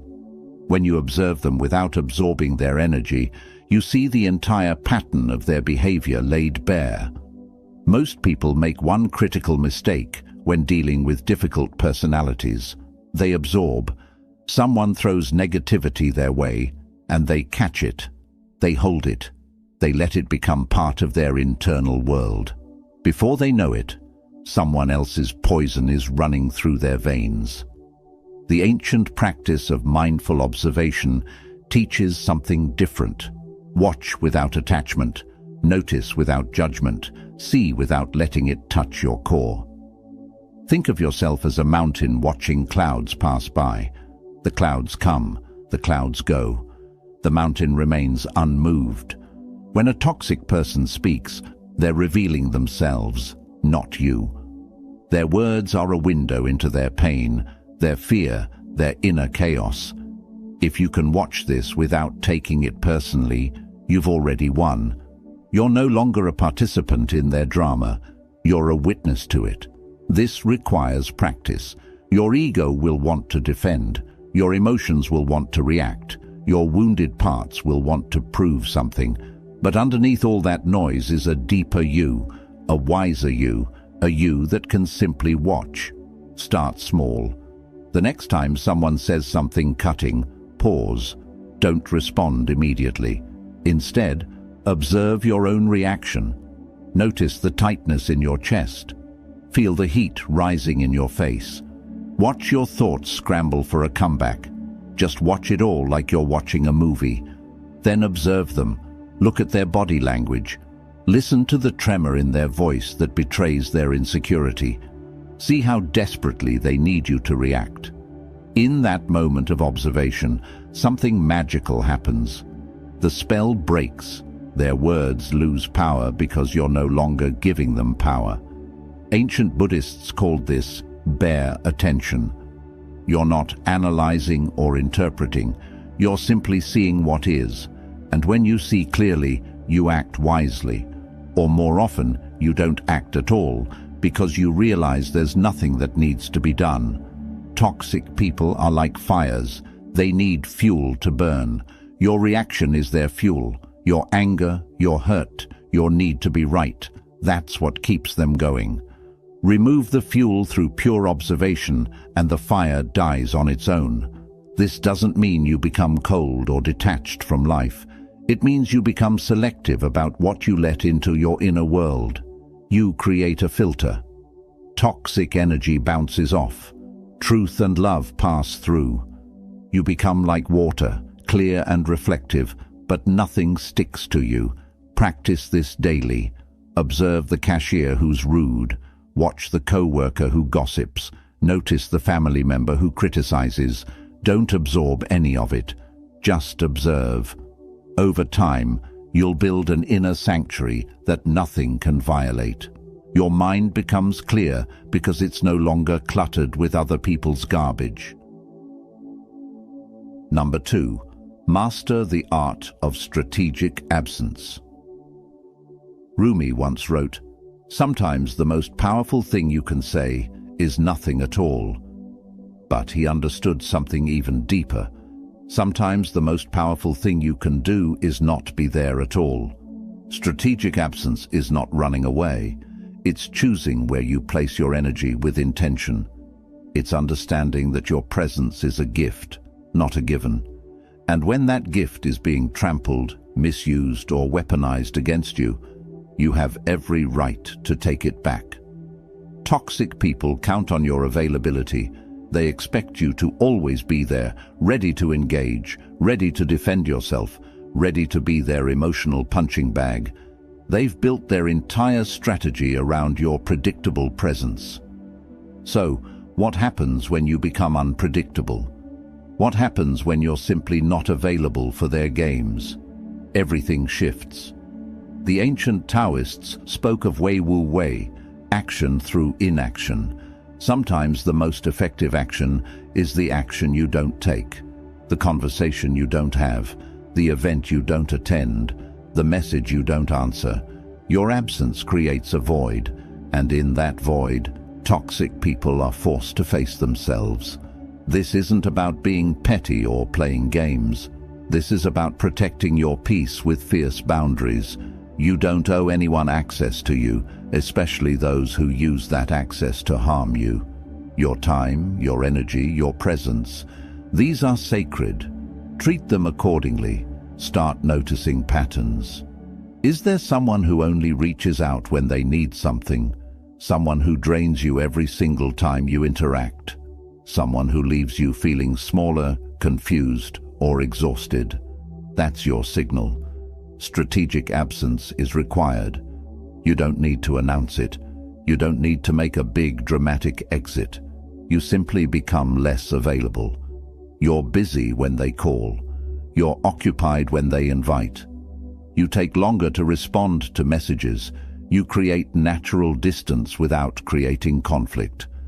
The beauty of this approach is that it requires no explanation. Explanations give toxic people ammunition. They'll twist your words, play victim, or find new ways to manipulate you. But your quiet absence, that speaks a language they can't argue with. Watch what happens. At first, they might increase their efforts. More messages, more dramatic statements, more attempts to pull you back in. This is the extinction burst, the final desperate attempt to regain control. Don't cave. This is when your strategic absence matters most. Then comes the revelation. When you're no longer there to absorb their toxicity, they either move on to someone else or they're forced to look at themselves. Either way, you're free.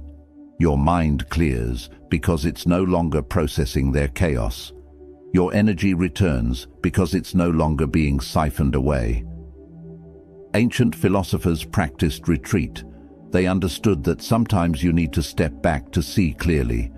Sometimes you need distance to gain perspective. Sometimes absence is the only teacher that works. This doesn't mean you abandon everyone at the first sign of difficulty. Healthy relationships have conflicts and rough patches, but toxic relationships have patterns, repeated disrespect, consistent manipulation, endless drama. When you see those patterns, strategic absence isn't mean, it's wisdom. Your absence also teaches people how to value your presence. When you're always available, always accommodating, always there, no matter how you're treated, you teach people that you're a given. But when you become selective, when your time and energy become precious, people either rise to meet that standard or they reveal they never valued you at all. Both outcomes serve you. You either get better treatment or you get clarity. And clarity, my friend, is freedom. Show me you understand this power by typing, "My absence is my answer." Number 3. Cultivate unshakable inner stillness. Marcus Aurelius wrote in his Meditations, "You have power over your mind, not outside events. Realize this, and you will find strength." The Roman emperor understood what most people spend their entire lives missing. The only territory you can truly control is the landscape of your own mind. Toxic people are like earthquakes. They shake everything around them. They create chaos, confusion, and destruction. But here's what most people don't realize. An earthquake only destroys buildings that aren't built on solid ground. When your inner world is built on stillness, external chaos can't touch your foundation. This stillness isn't something you achieve once and keep forever. It's something you cultivate daily, moment by moment, breath by breath. It's a practice, not a destination. And it's the single most powerful tool you have against toxicity. Think about water. On the surface, waves crash and storm. But deep below, in the ocean's depths, there's perfect calm, stillness, peace. That deep water doesn't care about the surface chaos. It remains exactly as it is, undisturbed and unchanging. You have that same depth inside you. Most people live their entire lives on the surface, tossed around by every wave of emotion, every storm of circumstance. But you can choose to anchor yourself in your depths, where nothing can shake you. How do you build this? Through daily practice. Meditation is the most direct path, but it doesn't have to look like sitting cross-legged for hours. Stillness can be found in conscious breathing, in mindful walking, in moments of deliberate pause throughout your day. When a toxic person tries to provoke you, that's when your practice matters most. Before you react, take 3 deep breaths. Feel your feet on the ground. Notice the space around you. Return to your center. From that place of stillness, you can respond rather than react. Or better yet, you can choose not to respond at all. The Stoics practiced something called the pause. Between stimulus and response, they inserted space. In that space lives your freedom. In that space lives your power. When you react immediately, you're being controlled by external forces. But when you pause, when you return to stillness first, you're acting from your own authority. Toxic people hate this. They need immediate reactions. They feed on emotional responses. When you become still, when you refuse to be hurried or provoked into reaction, you've taken away their primary weapon. They can shout, manipulate, or play games, but if you remain anchored in your stillness, they're shouting at a mountain. Practice stillness in small moments. When you're stuck in traffic, instead of getting frustrated, breathe. When someone cuts in line, instead of getting angry, center yourself. When you receive a rude email, instead of firing back immediately, pause. These small moments are training for the big ones. Over time, this stillness becomes your default state. You stop being reactive. You stop being controlled by external chaos. You become like the eye of the hurricane, perfectly calm while everything spins around you. This inner stillness also gives you clarity. When your mind is agitated, you can't see clearly. Everything is distorted by emotion and reaction. But when you're still, you see exactly what's happening. You recognize manipulation. You spot lies. You understand motivations. And from that clarity, you make wise decisions. Ancient monks spent lifetimes cultivating this stillness because they understood its value. In a world of chaos, the still mind is king. In a world of reactivity, the centered person has infinite power. You don't need to control others when you've mastered yourself. Claim this truth in the comments right now. I am the calm in every storm. Number 4. Recognize the pattern, not just the person. Friedrich Nietzsche once wrote, "The snake which cannot cast its skin has to die. As well the minds which are prevented from changing their opinions, they cease to be mind." But here's what he didn't say. Some people refuse to shed their skin. They stay trapped in the same patterns, repeating the same behaviors, inflicting the same wounds over and over again. Your freedom begins when you stop seeing isolated incidents and start recognizing patterns. That argument wasn't random. That guilt trip wasn't a one-time thing. That manipulation wasn't an accident. It's a pattern. And patterns reveal truth in ways single moments never can. Toxic people rely on your short memory. They count on you forgetting the last time they did this. They bet on your hope that this time will be different. They exploit your desire to see the best in them. But when you step back and look at the pattern, the illusion shatters. Start documenting, even if it's just mental notes. Notice how conversations with certain people always leave you feeling the same way. Drained, confused, guilty, small. That's not coincidence. That's pattern. Notice how certain people always have a crisis right when you're about to do something good for yourself. That's not bad luck. That's pattern. Patterns are predictive. Once you recognize them, you can see what's coming before it arrives. You know that Sunday dinner will end in criticism. You know that phone call will turn into a complaint session. You know that conversation will somehow twist back to being about them. And when you know what's coming, you can't be blindsided.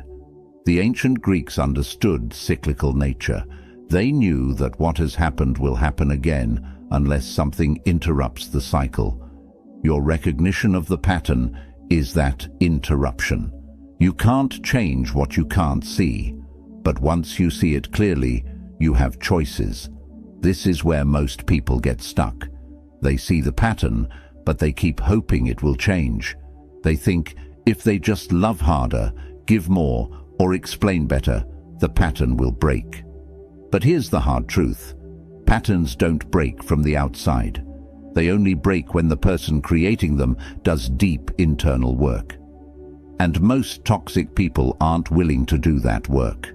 Your job isn't to fix their pattern. Your job is to stop participating in it.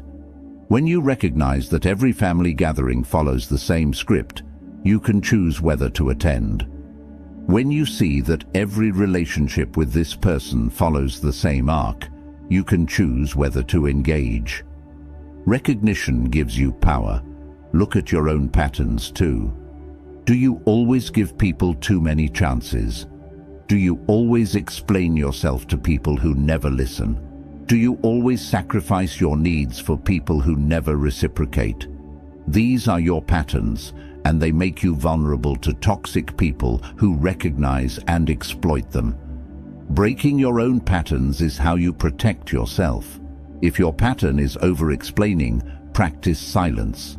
If your pattern is people-pleasing, practice saying no.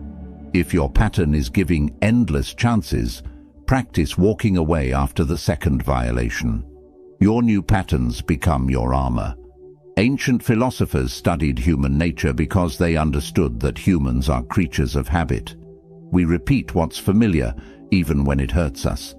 But awareness breaks the spell of habit. When you consciously recognize a pattern, you're no longer unconsciously following it. Start asking yourself, what pattern am I seeing here? What's the common thread in all these incidents? What keeps repeating despite promises of change? These questions cut through the fog of hope and denial. They bring you face to face with reality, and reality, however painful, is always your friend. It's the lies and illusions that hurt you. The truth might sting, but it also sets you free. When you see the pattern clearly, you stop wasting energy trying to change what won't change. You stop hoping for different results from the same behavior. This recognition also protects you from gaslighting. Toxic people will tell you you're remembering wrong, that you're being too sensitive, that it wasn't that bad. But when you know the pattern, you know the truth. You've seen this movie before. You know how it ends. Your clear mind sees patterns like a detective sees clues. Each incident connects to the last, forming a picture that can't be denied. And once you see that picture fully, you can never unsee it. That's both the blessing and the burden of awareness. But it's always worth it. Number 5. Become emotionally self-sufficient. Michel de Montaigne wrote centuries ago, "The greatest thing in the world is to know how to belong to oneself." And he touched on something most people never learn. You cannot outsmart toxic people while you still need something from them. Emotional self-sufficiency is your shield and your sword. It's the ability to stand complete within yourself, needing no validation, no approval, no emotional feeding from external sources. When you achieve this, toxic people lose all leverage over you. Think about why manipulation works. It works because someone wants something: approval, love, recognition, belonging. When you desperately need these things from outside yourself, you become controllable. You'll tolerate disrespect to get acceptance. You'll endure abuse to keep connection. You'll betray yourself to avoid abandonment. But what happens when you no longer need those things from others because you give them to yourself? What happens when your worth isn't up for debate? What happens when your peace doesn't depend on anyone else's behavior? You become untouchable. This doesn't mean you stop wanting connection or love. It means you stop needing them to survive emotionally. There's a massive difference between wanting and needing.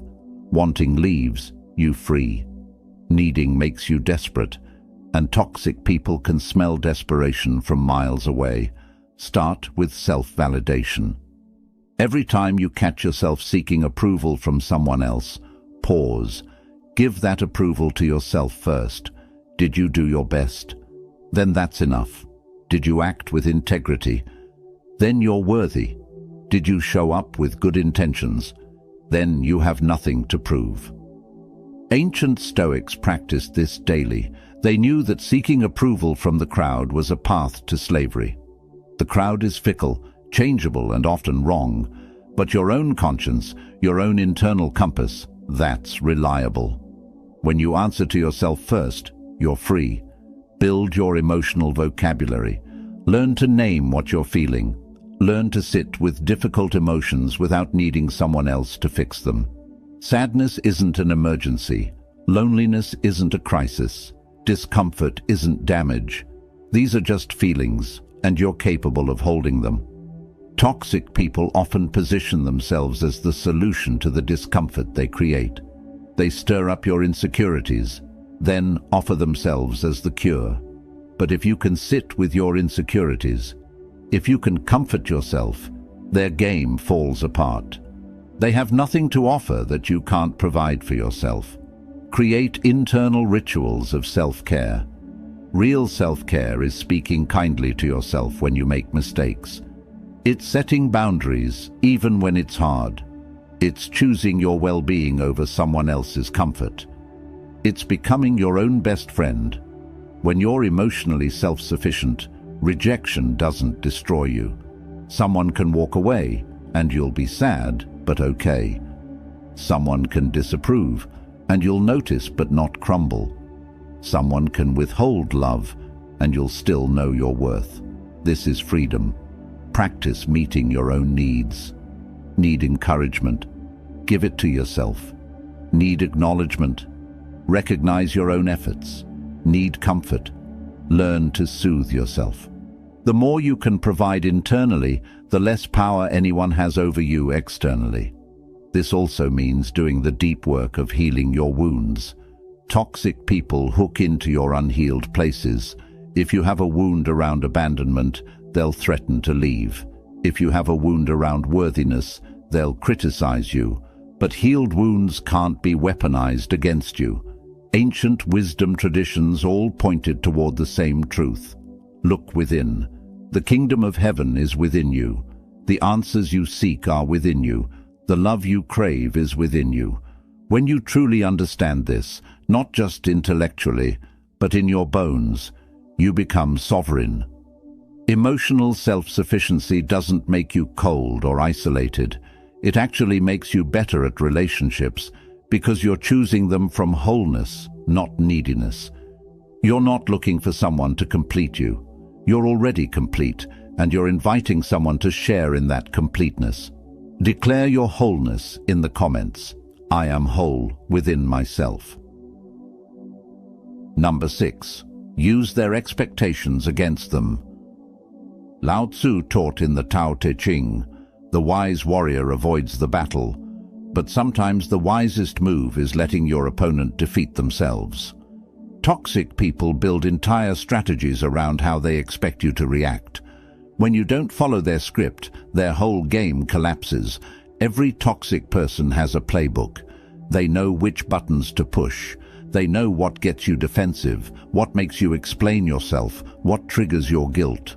They've studied you, often without you realizing it. And they use that knowledge to control every interaction. But here's their fatal flaw. They expect you to stay predictable. They expect the same reactions they've always gotten. They build their manipulation on the foundation of your patterns. So when you change the pattern, their entire structure crumbles. This is psychological Aikido. In martial arts, Aikido teaches you to use an opponent's force against them. You don't meet force with force. You redirect it. You step aside and let their momentum carry them past you. The same principle applies to dealing with toxic people. They expect you to argue, agree calmly and walk away. They expect you to defend yourself, say nothing at all. They expect you to get emotional, respond with cool, factual statements. They expect you to chase them, let them go without protest. Every time you do the opposite of what they expect, you take back power. Sun Tzu wrote, "All warfare is based on deception.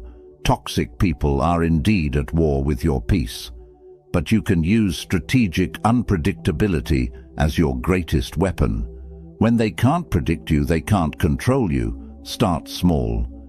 Notice what they expect from you in different situations. Do they expect you to apologize when they're upset? Try not apologizing when you've done nothing wrong. Do they expect you to fill the silence? Let it sit. Do they expect you to ask what's wrong when they're playing games? Don't ask. The discomfort you'll feel is normal. You're breaking patterns that have existed for years, maybe decades. Your nervous system will scream at you to fall back into old behaviors. Don't. Breathe through the discomfort. This is where your freedom lives. Watch what happens when you become unpredictable. Toxic people will escalate at first. They'll turn up the volume on their manipulation because the old volume isn't working anymore. This is called an extinction burst. It's like a vending machine that doesn't give you your snack. You'll hit it harder before you finally walk away. Don't mistake this escalation for power. It's actually desperation. They're losing control and they know it. If you can stay steady through this phase, you'll reach the breakthrough. They'll either adjust their behavior or they'll move on to someone easier to manipulate. Either way, you win. Ancient Greek philosophers spoke of ataraxia, a state of serene calmness that comes from not being controlled by external circumstances. When toxic people can't get a rise out of you, when they can't predict or control your responses, they lose interest. You're no longer fun to play with. This strategy also protects your energy. When you're always reacting in expected ways, you're exhausting yourself. You're dancing to someone else's tune, performing in someone else's play. But when you step off their stage entirely, when you refuse to play the role they've written for you, you conserve your energy for things that actually matter. Practice response flexibility. In any given situation, you have dozens of possible responses. Most people use the same 2 or 3 over and over. Expand your repertoire. Get comfortable with silence. Get comfortable with simple acknowledgements that don't engage. Get comfortable with walking away mid-conversation if needed. The beauty of this approach is that it requires no aggression. You're not attacking anyone. You're not being mean. You're simply not being predictable. You're not following their script. And in that refusal, you reclaim your autonomy. Ancient strategists knew that the unpredictable opponent is the most dangerous opponent. Not because they're violent or cruel, but because they can't be anticipated. When someone can't figure out your next move, they can't stay 2 steps ahead of you. The playing field levels. Remember, toxic people are often quite predictable themselves. They use the same tactics repeatedly because those tactics have worked. But you're breaking the cycle. You're introducing a variable they haven't accounted for. A version of you that doesn't need their approval, doesn't fear their rejection, and doesn't play their games. This is chess, not checkers. You're thinking 3 moves ahead. You're seeing the whole board while they're focused on their next attack. And from that elevated perspective, you can navigate around their toxicity with grace and precision. Let the world know your new strategy. Comment below. I am unpredictable. Number 7. Protect your energy like your life depends on it. Aristotle declared, "The energy of the mind is the essence of life," and he was speaking literal truth. Your energy isn't just some abstract concept. It's the currency of your existence. It's what you use to create, to love, to build, to heal. And toxic people are energy vampires, draining you dry while giving nothing back. You've felt it, that heavy exhaustion after spending time with certain people, that mental fog that settles in, that emotional depletion that leaves you unable to function properly for hours or even days afterward. This isn't in your head. This is real energetic drain, and it's damaging you. Most people don't realize they have permission to guard their energy fiercely. They've been taught that being available, being nice, being accommodating is virtuous. But virtue without boundaries is just self-destruction wearing a noble mask. There's nothing virtuous about letting someone drain you until you have nothing left for yourself. Energy protection starts with awareness. Start noticing how you feel before and after interactions with different people. Keep a mental log. Some people leave you feeling lighter, inspired, energized. Others leave you feeling heavy, confused, depleted. The second group requires immediate boundary work. Ancient traditions understood energy in ways modern culture has forgotten. They spoke of chi, prana, life force. They knew that this energy could be cultivated or depleted. They built entire systems around protecting and strengthening it. You need to become just as intentional about your energy as they were. Set time limits with energy drainers. You don't have to cut them off completely if you don't want to, but you can limit exposure. 30 minutes instead of 3 hours. A phone call instead of an in-person visit. A text instead of a phone call. You control the dosage of toxicity you're willing to tolerate. Learn to recognize energy drains in real time. When you start feeling that familiar heaviness, that mental exhaustion, that emotional weight, that's your signal. The conversation needs to end. The visit needs to conclude. The interaction needs to stop. Don't wait until you're completely drained. Protect yourself proactively. Practice energetic cleansing. After dealing with toxic people, you need rituals to clear their residue from your field. Take a shower and imagine washing away their negativity. Go for a walk in nature and let the fresh air clear your mind. Spend time alone to recalibrate your internal state. Ancient shamanic traditions used smoke, sound, and movement to clear negative energy. You don't have to follow their exact practices, but understand the principle. Energy clings. You need to intentionally release what's not yours, that anxiety you're feeling. Check if it's actually yours or if you absorbed it from someone else. Stop overgiving to people who underappreciate. Your energy is precious. When you pour it into people who waste it, mock it, or take it for granted, you're not being kind, you're being foolish. Reserve your best energy for people who value it, reciprocate it, and deserve it. Create energy-positive habits, meditation, exercise, creative expression, time in nature, meaningful conversations with healthy people. These activities replenish your energy. Make them non-negotiable parts of your routine. You can't protect energy you haven't first cultivated. Notice how toxic people always have drama, always have emergencies, always need something right now. This isn't coincidence. It's a tactic. They create urgency to bypass your boundaries. But your energy doesn't care about their manufactured crises. Your well-being matters more than their drama. Ancient monks lived in monasteries partly to protect their energy from worldly chaos.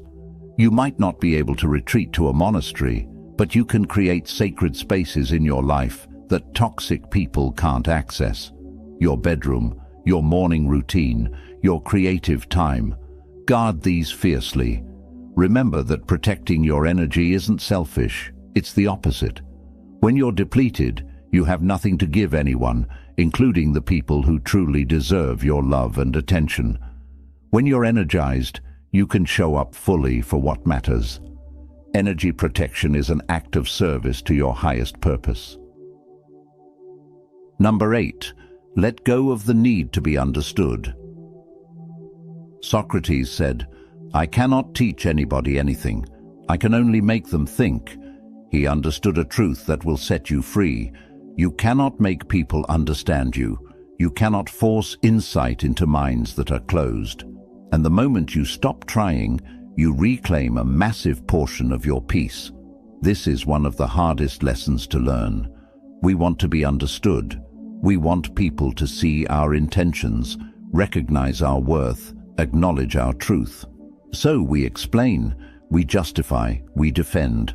We present evidence like we're in a courtroom, hoping for a verdict of not guilty from people who were never qualified to judge us in the first place.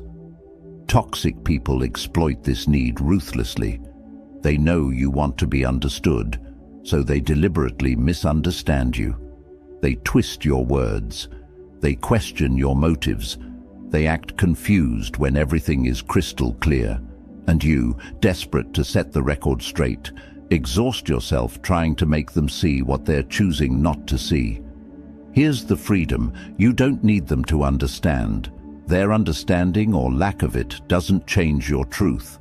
Their refusal to see your worth doesn't diminish your worth. Their misinterpretation of your intentions doesn't corrupt your intentions. You remain exactly who you are, regardless of their perception. Ancient Buddhist teachings speak of attachment as the root of suffering. One of the most painful attachments is the attachment to being seen accurately by others. When you release this attachment, a tremendous weight lifts. You're no longer performing for an audience that's determined to misunderstand the show. Think about how much energy you've wasted trying to explain yourself to people who had already made up their minds about you. Think about how many times you've repeated yourself to someone who wasn't listening. Think about how exhausting it is to defend your character to people who are invested in believing the worst about you. Stop. Just stop. Let them think what they want to think. Let them believe their distorted version of you. Let them tell their skewed stories. None of it touches the truth of who you actually are. And the people who matter, the people whose opinions actually count, they see you clearly without you needing to say a word. The ancient Stoics practiced something profound. They separated what they could control from what they couldn't. You can control your words, your actions, your intentions. You cannot control how others interpret any of that.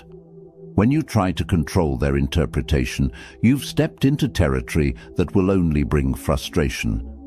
Notice how peaceful you feel when you stop explaining. Someone accuses you of something untrue, and instead of launching into a defense, you simply say, "You're entitled to your perspective," and walk away.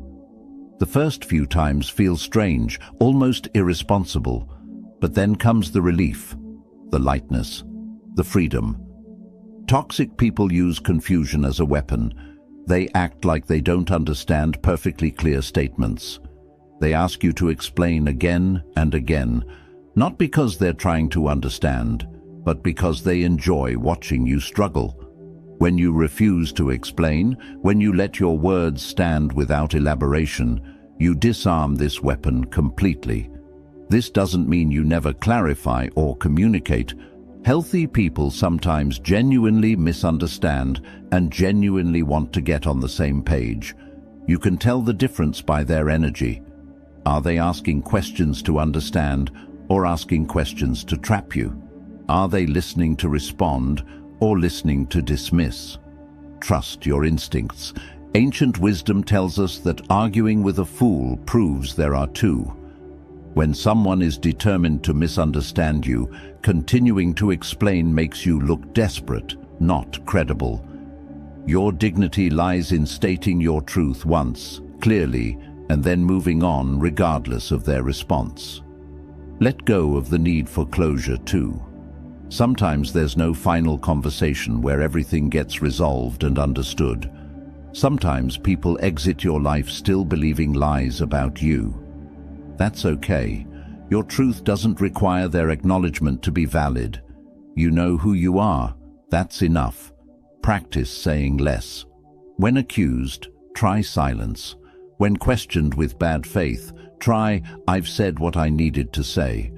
When pressured to over-explain, try, "I'm comfortable with my position." These short responses honor your truth without feeding the drama. The people who genuinely care about you will seek to understand you. They'll ask clarifying questions with open hearts. They'll give you the benefit of the doubt. They'll work with you to build mutual understanding. These people are worth your explanations. Everyone else, let them stay confused. It's not your job to fix their perception. Ancient teachers often spoke in parables and paradoxes, knowing that those who were ready would understand, and those who weren't ready would miss the point entirely. They didn't chase people down to force comprehension. They offered truth and allowed people to receive it or reject it. You can do the same. When you release the need to be understood by everyone, you discover who actually matters. The circle gets smaller, but infinitely more valuable. Quality over quantity. Deep mutual understanding with a few, rather than shallow misunderstanding with many. Number 9. Trust your inner knowing above all voices.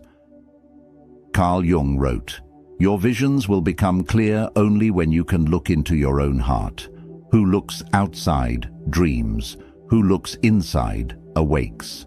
And in those words lies your ultimate protection against toxic people. The unshakable trust in your own inner knowing. Toxic people survive by making you doubt yourself. They question your memory, your perception, your judgment, your sanity. They present their version of reality with such confidence that you start wondering if maybe you're the one who's wrong, maybe you're too sensitive, maybe you're remembering it incorrectly, maybe you're overreacting.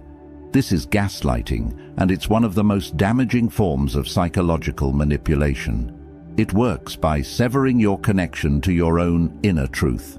Once that connection is cut, you become completely dependent on external validation, and the person who cut that connection becomes your source of reality. Your inner knowing is that quiet voice underneath all the noise. It's the gut feeling that something's off, even when you can't articulate why. It's the instinct that warns you before your rational mind catches up. It's the deep sense of truth that exists beneath words and explanations. Ancient spiritual traditions across every culture emphasize this inner knowing.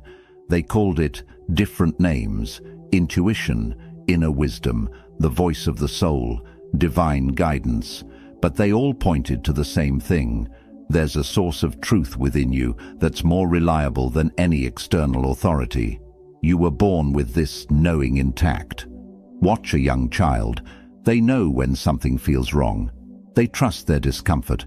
They haven't yet learned to override their instincts to please others or fit in. But through years of socialization, most people learn to doubt their inner voice and trust external voices more. Toxic people exploit this learned self-doubt. When you say, "This doesn't feel right," they respond with, "You're being paranoid." When you say, "I feel disrespected," they respond with, "You're too sensitive." When you say, "I remember it differently," they respond with, "You're remembering wrong." And slowly, insidiously, they teach you to distrust yourself. The path back to yourself starts with honoring small knowing. When something feels off, acknowledge it. You don't need proof. You don't need witnesses. You don't need to convince anyone else. Your feeling is valid data. When your body tenses around someone, that's information. When your mood drops after certain interactions, that's information. When you feel uneasy despite surface-level niceness, that's information. Ancient warriors trusted their instincts in battle because their lives depended on it. Your emotional and psychological life depends on trusting your instincts too. That uncomfortable feeling isn't anxiety to be dismissed. It's your internal alarm system doing its job. Listen to it. Start documenting your experiences, not to prove anything to anyone else, but to prove it to yourself.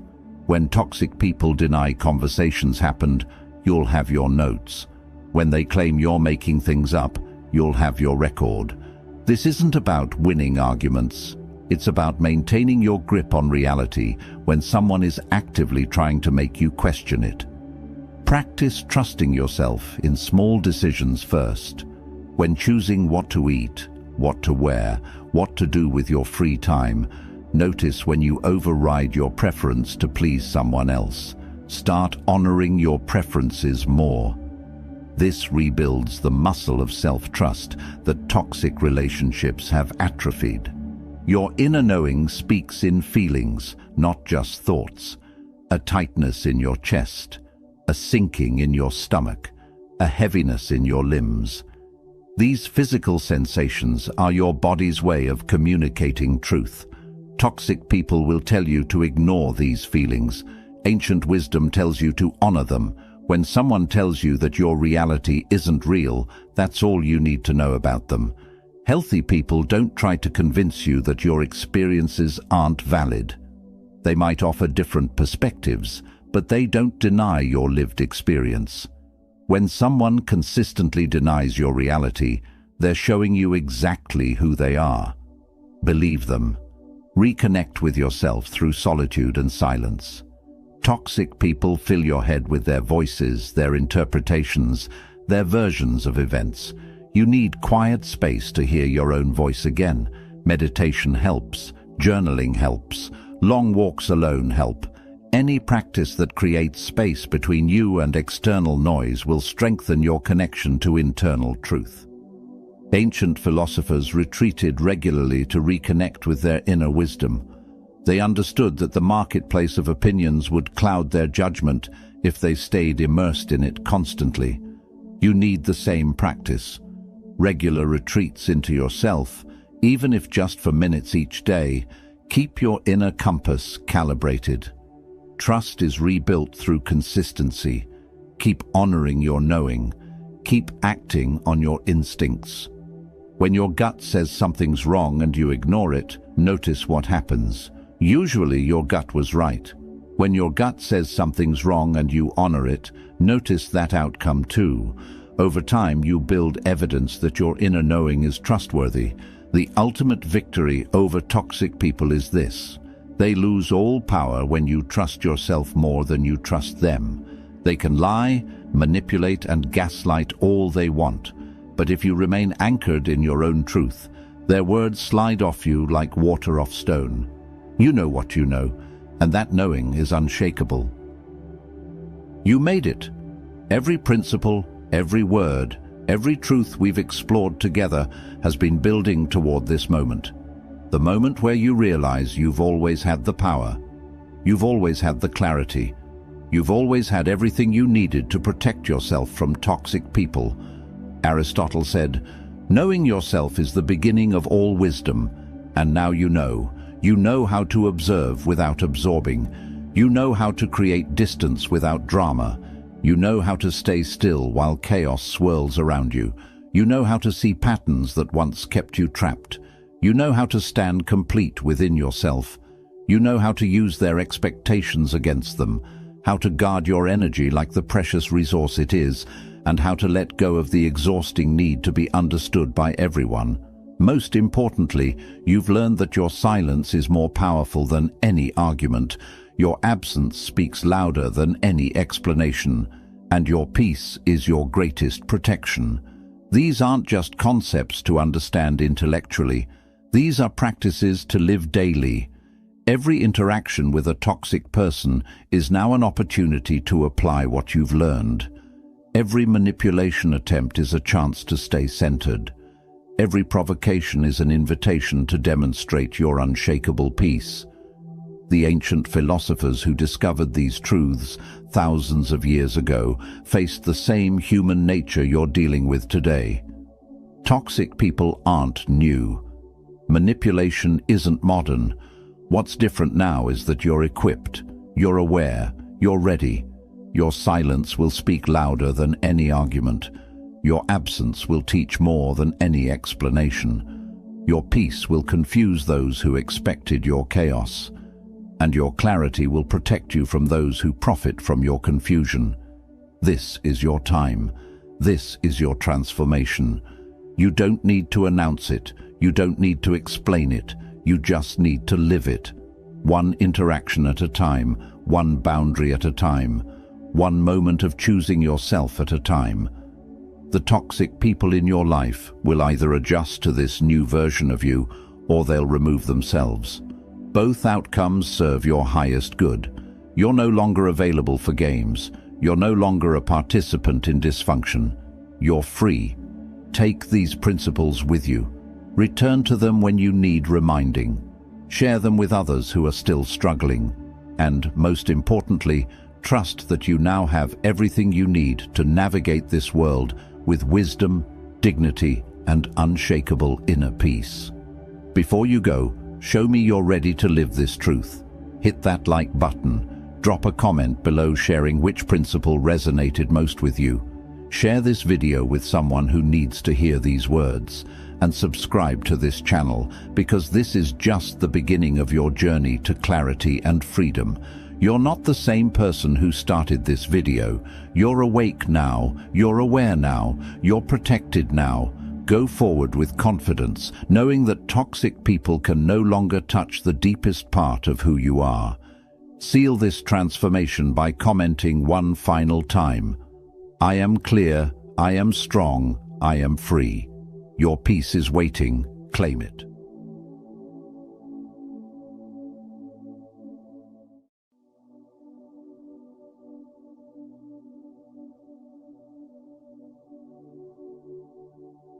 Hey warriors, you wake up tomorrow and 30 years have passed.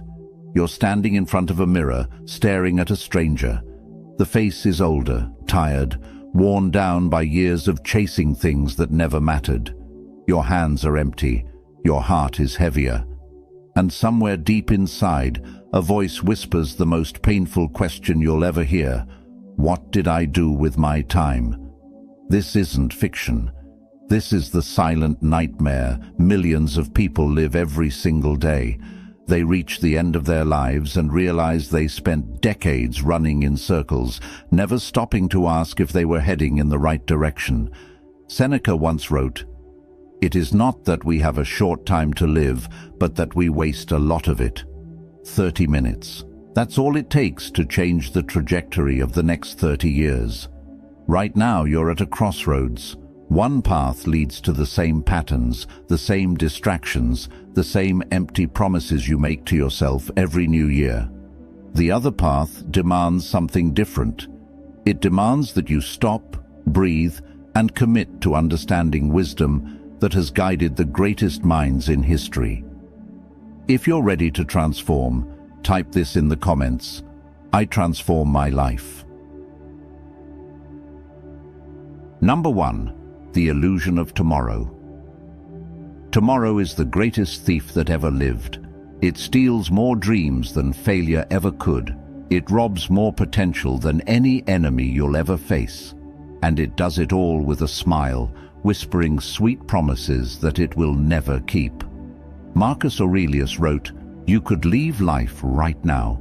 Let that determine what you do and say and think." Think about that. The most powerful man in the world spent his nights reminding himself that death could come at any moment. Why? Because he understood what most people refuse to accept. The illusion of tomorrow is the most dangerous drug humanity has ever consumed. Every single day you postpone living your truth, you die a little. Every time you say someday, you're placing a bet that tomorrow will arrive. And sometimes, tomorrow doesn't show up. Sometimes, people go to sleep planning their future and never wake up. The conversation you postponed becomes the conversation you'll never have. This isn't about fear. This is about awareness. When you truly understand how precious each day is, you start making radically different choices. Right now, there's something you've been postponing. Maybe it's a difficult conversation.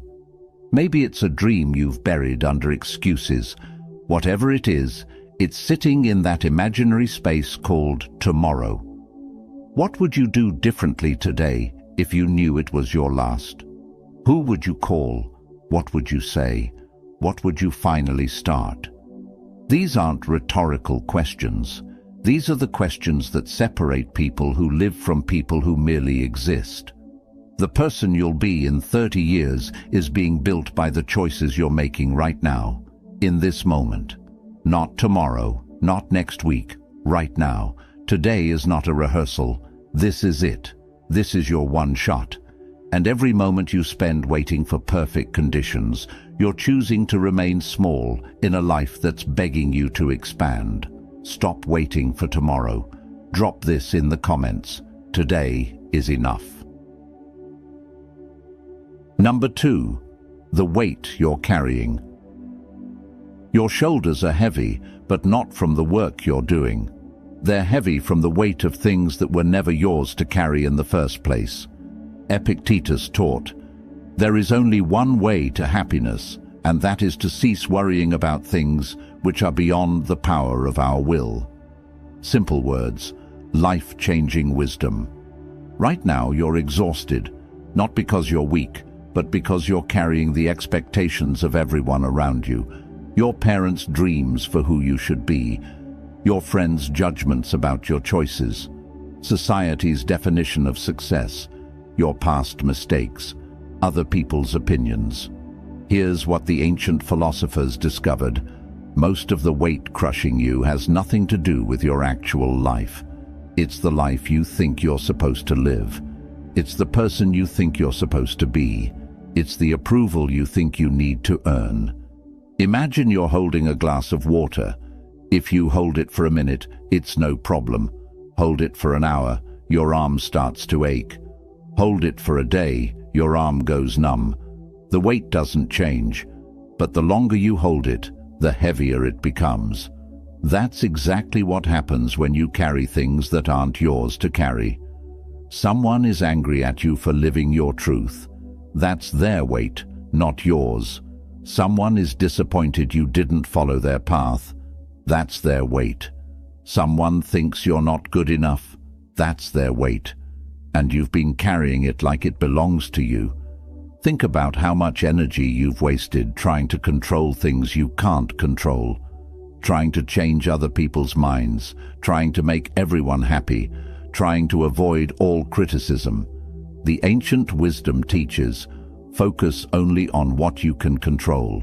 Your thoughts, your actions, your responses, your effort, your integrity. Everything else, let it go. You can't control if people like you, but you can control how authentically you show up. You can't control the outcome, but you can control the effort you give. You can't control what happened yesterday, but you can control what you do with today. Every morning, practice this. Make 2 lists. One contains everything you can control today: your attitude, your work, your kindness, your honesty. The second contains everything you can't control: other people's reactions, the past, other people's opinions, tomorrow's outcomes. Then focus all your energy on the first list, and consciously let go of the second. You're carrying conversations from 10 years ago. You're carrying failures that taught you everything you needed to learn. You're carrying other people's baggage they placed on you when you were too young to know you could say no. Put it down. Not gradually. Right now. Your energy is too valuable to waste on things outside your control. Release what's not yours to carry. Comment, I let go. Number 3. The person you pretend not to be. There's a version of you that exists only in moments when no one is watching. A version that has dreams you've never spoken out loud. A version that knows exactly who you're meant to be. And every single day, you bury that person a little deeper. Socrates said, "Know thyself." 2 words that shake the foundation of every lie we tell ourselves. Because the truth is, most people spend their entire lives running from the one person they can never escape, themselves. You've built a persona, a carefully constructed image of who you think you should be, the responsible one, the strong one, the one who doesn't need help, the one who has it all together. And that persona has become a prison. Right now, there's a gap between who you are and who you're pretending to be. And that gap is killing you slowly. Every time you laugh at jokes that aren't funny, agree with opinions you don't hold, stay silent when you should speak, you're widening that gap. You're betraying the person you actually are for the comfort of the person people expect you to be. Here's what happens when you spend years pretending. You start forgetting. You start believing your own act. You start thinking the mask is your face. And one day, you wake up successful by everyone else's standards and completely lost by your own. You have the career they wanted, the relationship they approved of, the life they celebrated. And you feel nothing, empty. disconnected. Think about the last time you felt fully alive, not happy in a superficial way, but deeply, genuinely alive. Chances are, in that moment, you weren't performing. You weren't trying to impress anyone. You weren't worried about being judged. You were just being yourself, completely and unapologetically. That's who you're meant to be all the time. Not just in rare moments, but as your default state. And the journey starts with one uncomfortable practice, telling yourself the truth. What do you actually want? Not what sounds impressive, but what makes your heart beat faster. What do you actually believe? Not what's popular, but what you know in your bones to be true. What do you actually value? Not what you're supposed to value, but what you'd protect, even if everyone judged you for it. The cost of pretending isn't just internal, it affects everything. Your relationships are surface level because you're not bringing your real self to them. Your work feels meaningless because it's not aligned with your true values. Your happiness is conditional because it depends on maintaining an exhausting performance. The next 30 years can be spent perfecting the mask or removing it, building the persona or discovering the person underneath. Only one of those paths leads to peace. Only one leads to meaning. Only one leads to a life you'll look back on with pride instead of regret. Number 4. The battle you're losing. There's a war happening right now, not out there in the world but inside your own mind. And if you're not winning it, you're losing everything that matters. Marcus Aurelius wrote, "At dawn, when you have trouble getting out of bed, tell yourself, I have to go to work as a human being. What do I have to complain of if I'm going to do what I was born for?" He knew that the first battle of the day determines all the others.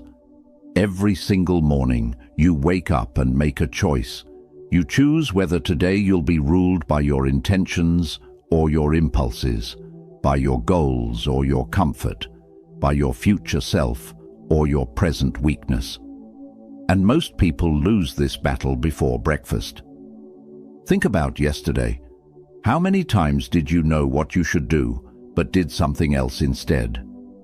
How many times did you choose comfort over growth? That's not weakness. That's being human. But being human means you also have the capacity to fight back. Your mind will always try to choose the path of least resistance. So you don't fight your mind. You design your life so that the path of least resistance leads where you want to go. You build systems, create habits, and make commitments when you're strong, so that when you're weak, the right choice is the easy choice.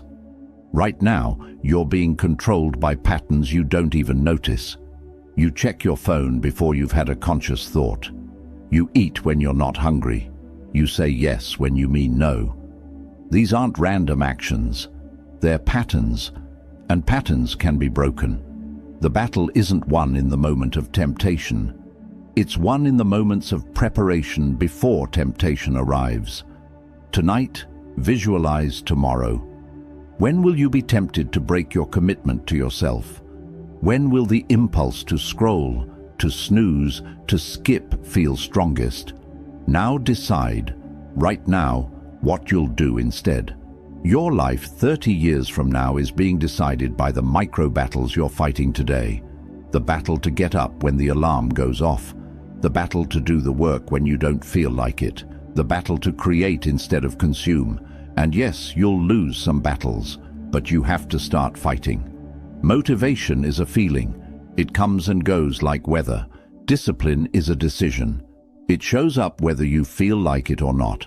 And discipline is the only thing that bridges the gap between where you are and where you want to be. Number 5. The prison of more. You're chasing something that doesn't exist, and the chase is destroying you. Seneca wrote, "It is not the man who has too little, but the man who craves more, that is poor." Read that again. Poverty isn't about what you lack. It's about what you can't stop wanting. You live in the wealthiest era in human history, You have technology ancient emperors couldn't dream of. You have access to information that would have made you a genius in any previous century. And yet you feel poor. Not because you don't have enough, but because you've never defined what enough is. Think about your life 5 years ago. The things you wanted desperately then, you probably have now. The salary you dreamed of, you might be making. The possessions you craved, they might be sitting in your home right now, barely noticed. What happened? Did achieving them bring the peace you expected? Or did you just immediately start wanting the next thing? This isn't about not having ambition. This is about understanding that ambition without contentment is torture. It's about realizing that the feeling you think you'll have when you get there is available to you right now if you're willing to redefine what there means. The problem isn't wanting things. The problem is believing that things will fix what's broken inside you. You think a bigger house will make you feel secure. But insecurity is internal. You think more money will make you feel worthy. But worthiness is internal. Every single thing you're chasing externally is trying to solve an internal problem. And it never works. The ancient practice was negative visualization. Imagine losing everything you have, your home, your health, your loved ones. Then open your eyes and realize, I still have these things, right now, today, and that awareness transforms everything. What if you did that right now? Imagine losing your health, then realize you can still breathe, walk, think. Imagine losing your home, then look around at the roof over your head. Suddenly, the things you took for granted become miracles. Suddenly, the life you thought wasn't enough becomes abundant. You don't need more to be happy. You need to want what you have. You don't need to achieve more to feel successful. You need to appreciate what you've already achieved. Define enough for your income, for your possessions, for your achievements. Draw a line and say, beyond this point, I'm not trading my peace for more. Beyond this point, I choose gratitude over greed, contentment over craving, being over having. Stop chasing what you don't need. Comment, I am enough. Number 6, the voices that steal your life.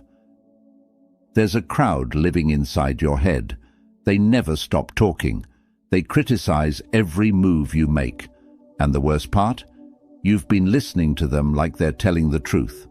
Epictetus taught, we are disturbed not by things, but by the views we take of them.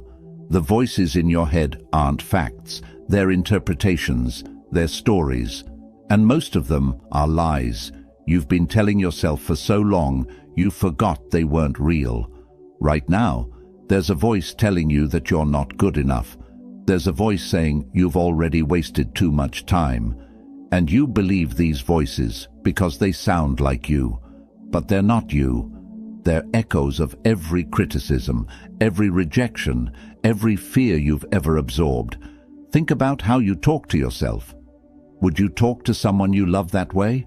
No, but you do it to yourself every single day, and it's killing your potential before it even has a chance to breathe.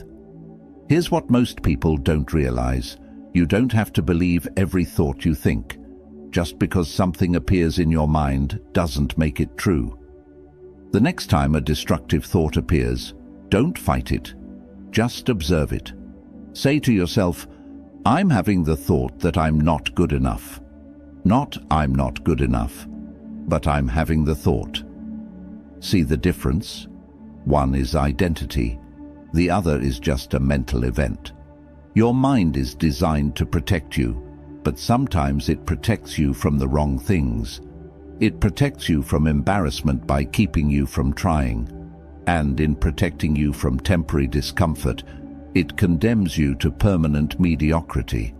Action is the language your brain understands. You can't think your way out of fear, but you can act your way out of it. Every time you do the thing your fear says you can't, you weaken that voice. You're not your thoughts. You're the awareness behind your thoughts. And once you understand that distinction, everything changes. Stop believing the lies in your head. Comment, I choose truth. Number 7. The death you're already living. You think you're alive, but you're not. Not really. You're breathing, yes. Your heart is beating. But somewhere along the way, you stopped truly living and started merely existing. Seneca wrote, "Life is long enough, and a sufficiently generous amount has been given to us for the highest achievements if it were all well invested." You're dying right now, not eventually, but right now. Every moment you spend numb, distracted, disconnected, that's a moment of your life you'll never get back. Think about yesterday. Can you remember it clearly, or did it blur into all the other days, a grey repetition of the same routines? How many days like that have you already lived? What would you do differently if today was a second chance? If you'd already lived your life, died with regrets, and been granted one more day to get it right? Would you spend it scrolling? Would you spend it worrying about things that don't matter? Visualize your own death. Not morbidly, but clearly. Imagine your last breath, your last day. Then ask yourself, is this how I want to be living when that moment comes? Imagine you're on your deathbed. You have 1 hour left. You look back at your life. What will you regret? Not the things you tried and failed at. You'll regret the things you never tried, not the risks you took that didn't work out. You'll regret the risks you never took because of fear. The fear of death should lead to a love of life, not paralysis. It should make you more alive, not less. The death you should fear isn't the one at the end of your life. It's the one happening right now every time you choose numbness over feeling, safety over growth, comfort over meaning. That death is optional. That death is a choice. You can stop choosing it right now. You can decide that this moment is when you start actually living, not perfectly, not fearlessly, but fully, with presence, with intention. Wake up and start living. Comment, I live fully. Number 8, the love you're withholding. There's something you need to say, someone you need to forgive, love you need to express. And every day you wait, you're stealing from both of you. Marcus Aurelius wrote, confine yourself to the present. Love now, forgive now, connect now, because later might not come. And the words left unsaid become the heaviest burden we carry. Right now, there's someone in your life who doesn't know how much they mean to you. Someone who changed you, helped you, believed in you, and you've never told them. You think they know, but assumptions aren't the same as words. Think about the people who've already left your life, the ones who died before you could tell them what they meant to you. That hollow ache you feel, that's the weight of withheld love, and you're creating more of it every day you stay silent. Every relationship you have is temporary. Your parents, your siblings, your friends, all temporary. And that temporariness should make you more generous with your love, not less. There's someone you're angry at, someone who hurt you, and you're holding on to that anger like it's protecting you. But it's not protecting you, it's imprisoning you. Forgiveness isn't for them, it's for you. Self-forgiveness is the hardest kind. We replay our failures endlessly. We punish ourselves for being human, and that refusal to forgive ourselves blocks every path forward. The next 30 years can be lived with an open heart or a closed one, with expressed love or withheld regret. And the choice determines not just the quality of your relationships, but the quality of your entire life. Call someone today. Send the text you've been avoiding. Tell someone they matter. Tell someone you're sorry. Tell someone you love them. Not tomorrow, now. Because the perfect moment doesn't exist. Stop holding back your heart. Comment, I choose love. Number 9, the gift hidden in your pain. Every scar on your soul is trying to teach you something, Every wound you've endured carries wisdom, but you've been so busy trying to forget the pain that you've missed the gift it was trying to give you. Epictetus said, "Difficulties are things that show a person what they are. The pain doesn't destroy your true nature, it reveals it." Right now you're carrying pain you think makes you weaker. And yes, those experiences hurt. Yes, they changed you, but they didn't only take from you, they also gave you something: depth. Think about the people who inspire you most. What do they have in common? They've suffered, they've been broken. Their wisdom didn't come from easy lives. It came from surviving impossible ones. This isn't about toxic positivity. Pain is real. But here's the truth. You get to decide what those marks mean.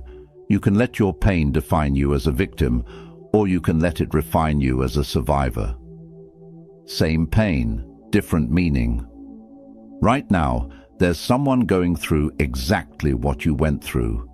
They feel alone, they feel broken, and the only person who can truly reach them is someone who's been where they are. That someone could be you.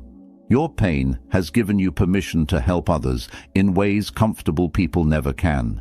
Your survival has given you a story that could save someone else's life. There's a Japanese art form called kintsugi. When a bowl breaks, they repair it with gold. The breaks become part of the bowl's beauty. That's what you are. Not broken beyond repair, but broken and rebuilt with gold. Your cracks aren't flaws. They're where your light shines through. The next 30 years can be defined by the pain of your past or the purpose you build from it. Your pain has a purpose. Your survival matters. Number 10. The legacy you're building right now. You think legacy is something you leave behind when you die, but you're wrong. Legacy is being built right now, in this moment, with every choice you make. Marcus Aurelius wrote in his private journal, never intending for anyone to read it. He wasn't writing for fame. He was simply trying to be a good person, day by day. And 2,000 years later, his words still guide millions. That's the paradox. The people who chase legacy rarely achieve it. The people who simply live with integrity leave marks that last. Right now, you're creating your legacy. Not someday when you're successful. Right now, with how you treat people, with whether you keep your word, with whether you help when no one's watching. Think about the people who've most impacted your life. Chances are they weren't famous. They were teachers, parents, friends who showed up consistently. Their legacy isn't in history books. It's in you. Right now, someone is watching you. Your children are learning how to handle stress by watching you. Your friends are learning about loyalty by experiencing yours. You're teaching constantly. The question is, what are you teaching? In 30 years, you'll be remembered for something, not for how busy you looked. You'll be remembered for how you made people feel. Whether you were kind, whether you were there, whether you loved well. Your legacy isn't your last act. It's every act. This conversation you'll have today, this decision you're facing, this moment when you choose who you're going to be. 30 years from now, someone will tell a story about you. Will it be about what you owned or who you were? The story is being written right now, every day, every choice. Write it well. Every moment counts. Comment, I build legacy. 30 minutes. That's all it took. And you're still here. That means something. Everything we've covered today isn't just philosophy. It's your blueprint for the next 30 years. The illusion of tomorrow, the weight you carry, the person you hide, the battle within, the prison of more, the voices that lie, the death you're living, the love you withhold, the gift in your pain, the legacy you're building. These aren't separate lessons. They're one truth. Your life is happening now. You have a choice. Go back to scrolling. Let these words fade. Keep waiting for someday. or decide that this moment changes everything, hit that like button, drop a comment, share this with someone who needs it. Subscribe, because we're building something here, a community that refuses to waste their one precious life. The next 30 years are waiting. The person you'll become, the life you'll live, the legacy you'll leave, it all starts with what you do next. Your 30 years start now. This is your moment. Commit right now. Comment, I begin now.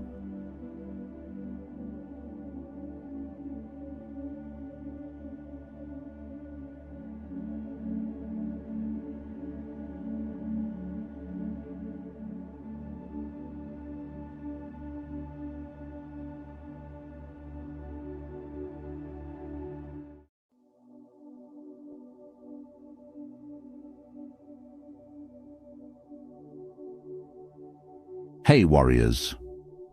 There comes a moment in every person's life when they realize the rules have changed. For most, this moment arrives somewhere around their 30th year. The world that once seemed forgiving suddenly demands results. The patience that others once showed your mistakes and experiments runs out. And you're left standing at a crossroads, realizing that the comfortable illusions of youth have dissolved, leaving only hard reality. This isn't about age. It's about awareness. It's about the moment when you understand that nobody is managing your life except you, that the safety nets you assumed would always be there are gone, that the time for endless preparation is over, and the time for execution has begun. Right now, millions of people are sleepwalking through their existence. They wake up, follow routines they never questioned, pursue goals they never truly chose, and wonder why they feel empty despite doing everything they were supposed to do. They're living on autopilot, following a script written by someone else, for someone else's benefit. This doesn't have to be your story, but changing it requires something uncomfortable: truth. Not the comfortable truths that make you feel good, not the motivational messages that fade by tomorrow morning, but the hard, unfiltered truths that shake you awake and force you to see your life as it actually is, not as you wish it were. What you're about to discover are 12 principles that separate people who merely exist from people who truly live. These aren't theories, they're observations of reality. They're the patterns that show up again and again in the lives of people who built something meaningful versus those who reached the end wondering what happened. The ancient Stoics understood something modern society has forgotten. Comfort is the enemy of growth. Safety is the enemy of strength, and avoiding difficult truths is the enemy of wisdom. They taught that we must face reality directly, without the filters of wishful thinking or social conditioning. So, if you're ready to remove those filters, to see clearly, and to take full ownership of your life, then what follows will serve you well. But understand this: knowing these truths changes nothing. Only applying them does. Only taking action matters. Only choosing differently than you did yesterday creates different results tomorrow. Stop living someone else's dream. It's time to reclaim your life. Say it loud: I take full control now. Lesson 1. Master the power of keeping quiet. Speak only when your words are better than silence. Buddhist proverb. In a culture obsessed with self-expression, most people have forgotten that silence carries more power than speech. They believe that speaking up always demonstrates strength, that sharing every thought proves authenticity, that constant communication builds connections. They're mistaken. Every word you speak costs you energy. When you explain yourself to people who haven't earned that explanation, you drain your power. When you announce your plans before executing them, you invite resistance and doubt. When you defend your choices to those who don't truly care about your well-being, you waste time that could be spent moving forward. Consider how much energy you've lost defending decisions that were yours to make. How many hours spent explaining yourself to people whose opinions shouldn't matter. How many arguments engaged in that changed nothing except your stress levels. All of this represents power flowing away from you into meaningless exchanges. Smart operators understand a fundamental principle. Results speak louder than announcements. When you achieve something significant, people notice. When you merely talk about achieving something, people forget within hours. The gap between these two approaches determines who builds real success versus who just appears busy. Silence serves multiple functions. First, it protects your plans from external interference. Not everyone wants you to succeed. Some people, consciously or unconsciously, will plant seeds of doubt in your mind if given the opportunity. Second, silence conserves your energy for execution rather than explanation. Third, silence lets you observe and learn while others exhaust themselves talking. Watch any truly powerful person. They speak less than you'd expect. They listen more. They ask questions rather than making statements. They hold their cards close. They understand that mystery creates respect in ways that transparency never can. This doesn't mean becoming antisocial or dishonest. It means becoming intentional. It means recognizing that not every thought deserves to be spoken, that not every question deserves an answer, that not every accusation deserves a defense. When someone misunderstands you, your first instinct might be to correct them. Resist it. Let them be wrong. Your character reveals itself through your actions over months and years, not through your desperate explanations in a single conversation. When someone criticizes your path, your first instinct might be to justify your choices. Resist it. Their criticism tells you more about their limitations than your mistakes. People criticize what they don't understand or what threatens their worldview. When someone asks about your plans, your first instinct might be to share everything. Resist it. Give them enough to satisfy curiosity, but protect the details that matter. Execute first, explain later. The mouth speaks, but the hands build. Keep your mouth quieter and your hands busier, and watch how quickly your life transforms. While they talk, you build. While they announce, you achieve. Own this. I move in silence. Lesson 2. Choose peace over proving points.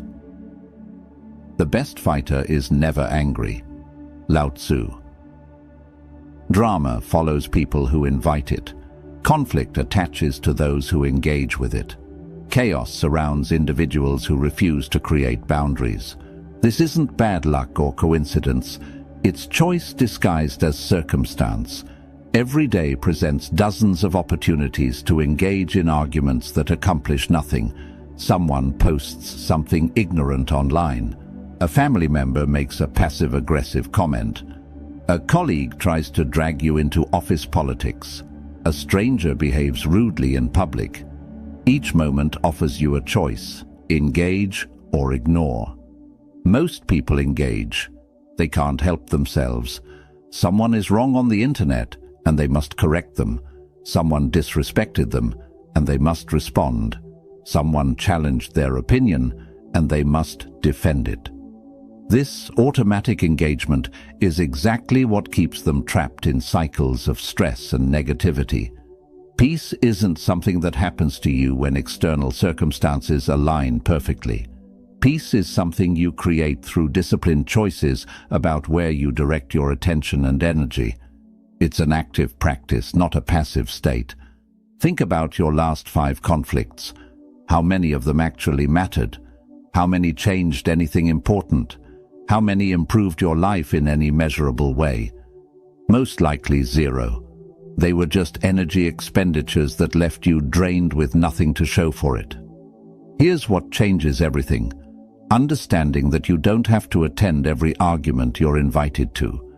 Someone can insult you, and you can simply not respond. Someone can be wrong about you, and you can let them stay wrong. Someone can try to bait you into conflict, and you can refuse to take the bait. This requires genuine strength. It's easy to respond. It's easy to defend yourself. It's easy to try to make people understand your perspective. What's difficult is having the self-control and self-respect to recognize that most conflicts are beneath you. Your peace is more valuable than being right. Your time is more valuable than winning arguments with people who won't remember the conversation tomorrow.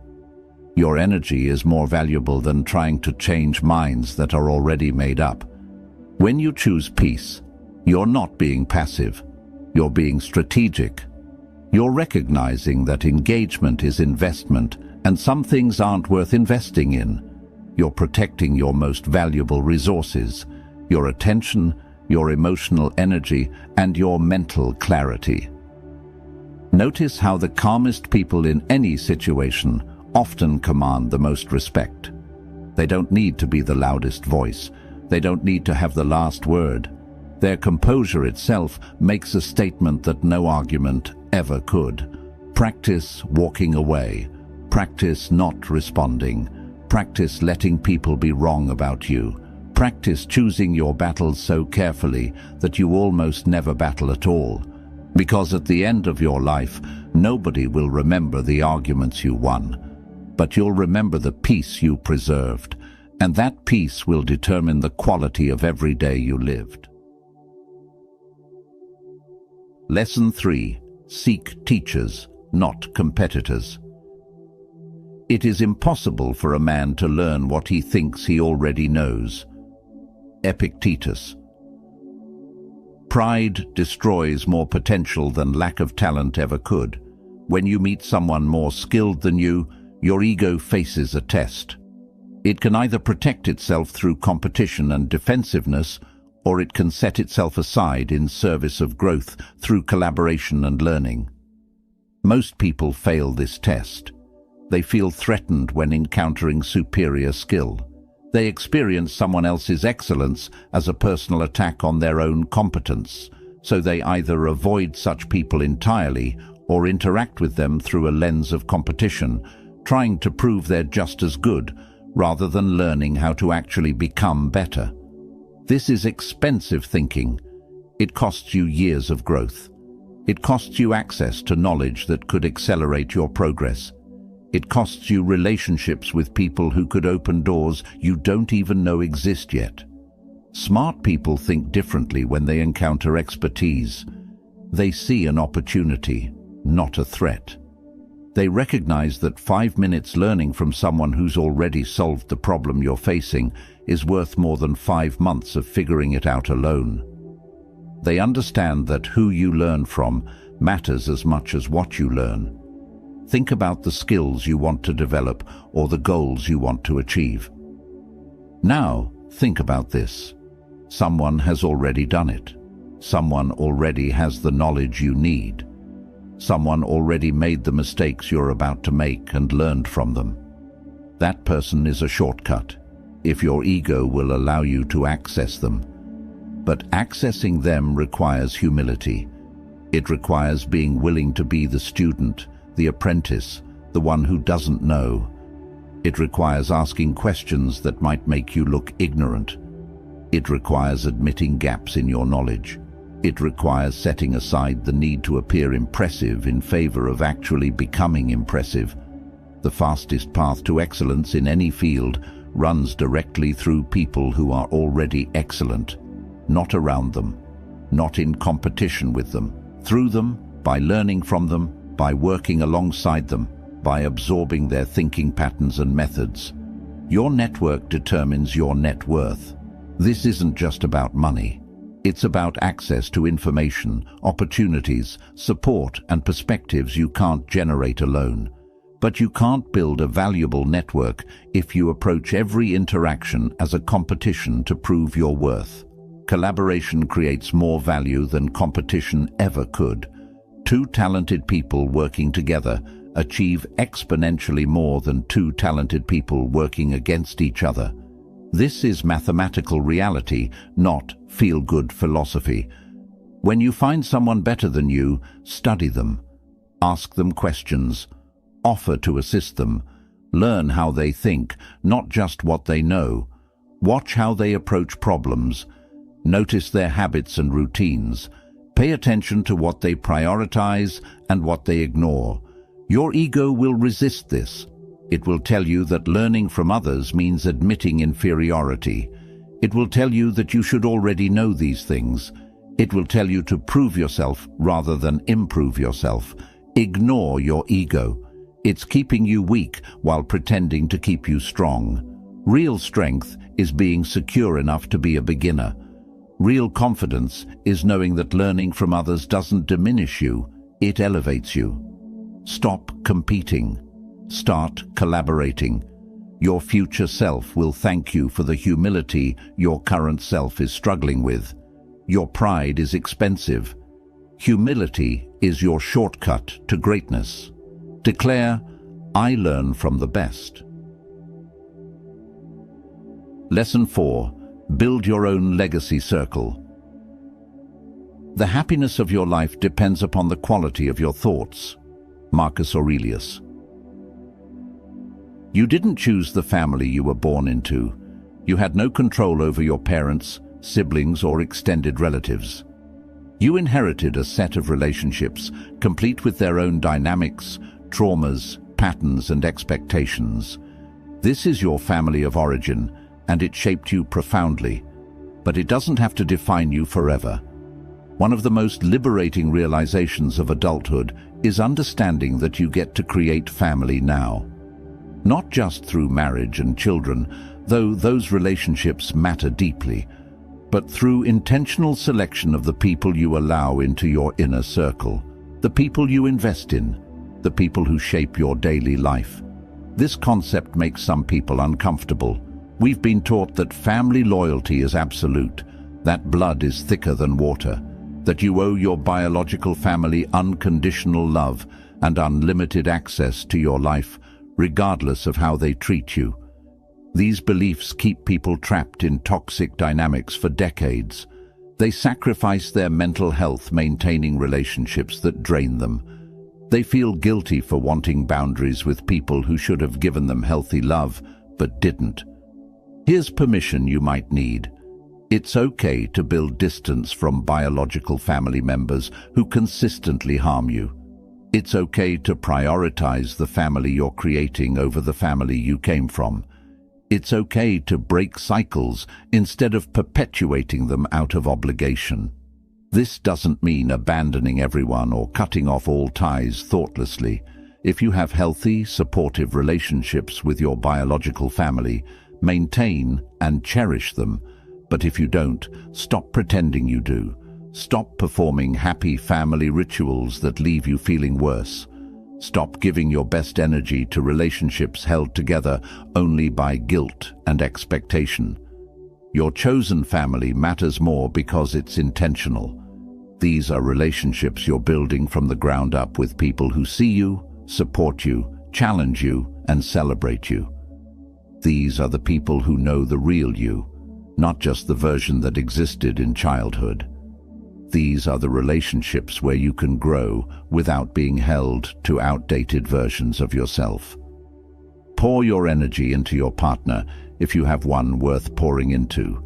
Create with them the relationship you wish you'd seen modeled growing up. Be the partner who communicates openly, shows up consistently, and works through challenges rather than avoiding them. Pour your energy into your children if you have them. Break the patterns that harmed you. Give them what you needed but didn't receive. Become the parent you deserved, even if it means learning how to parent without a blueprint because yours was faulty. Pour your energy into your closest friends who function as chosen family, the ones who've proven themselves through time and trials, who show up when it's inconvenient, who tell you the truth when you need to hear it, who celebrate your wins without jealousy and support you through losses without judgment. Building forward requires more energy than looking backward. Yes, understand your past. Yes, work through your family of origin issues with a therapist if needed. Yes, make peace with what happened. But don't make your entire life about trying to fix what was broken before you had any power to change it. You're the adult now. You hold the power. You make the choices. You decide what patterns continue and what patterns stop with you. Use that power wisely to create something better than what you inherited. Your responsibility is to build the family system you wish you'd been born into, to create the dynamics you needed, to establish the traditions that matter to you. This is how generational patterns change. One person deciding that what came before doesn't have to determine what comes next. Lesson 5. Understand your job's real nature. Wealth consists not in having great possessions, but in having few wants. Epictetus. The biggest financial trap in modern society is believing your employer cares about your well-being beyond your productivity. Companies have successfully convinced workers that employment is a relationship built on loyalty, family values, and mutual care. It isn't. It's a transaction. You sell time and skill. They buy it at the lowest price they can negotiate.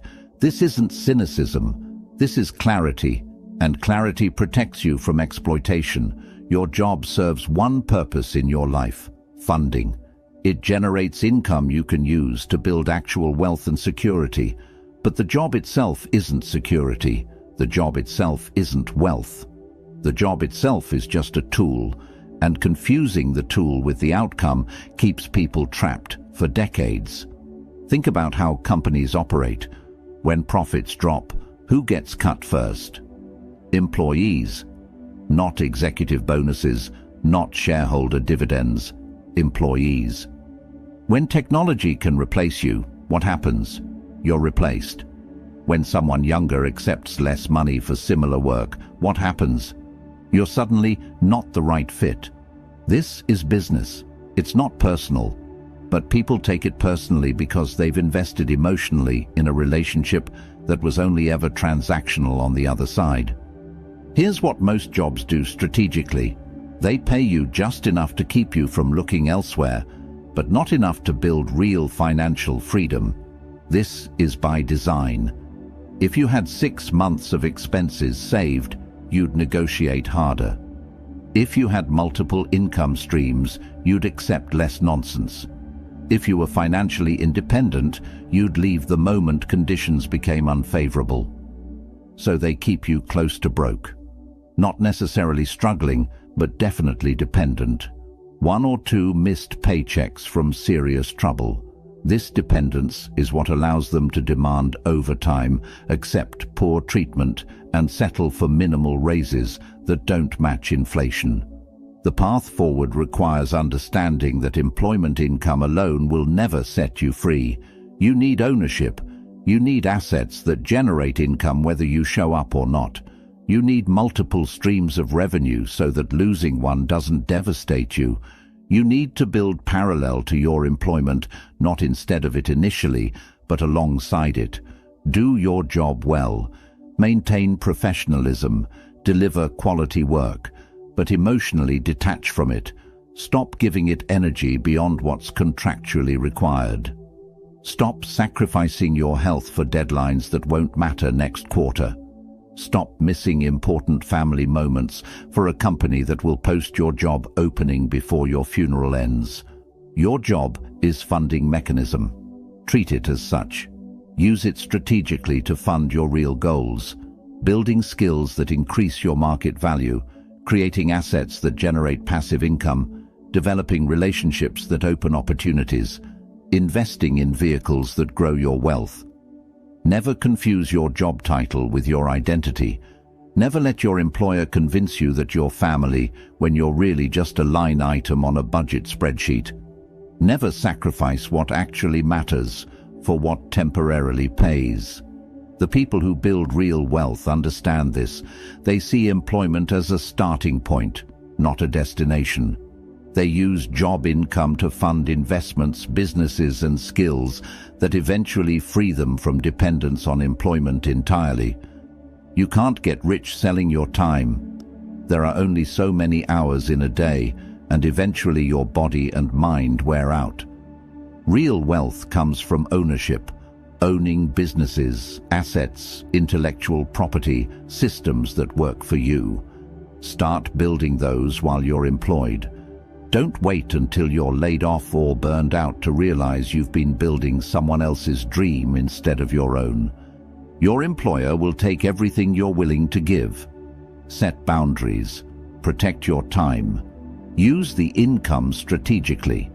And never ever believe the lie that company loyalty is rewarded with anything beyond another year of employment. Lesson 6.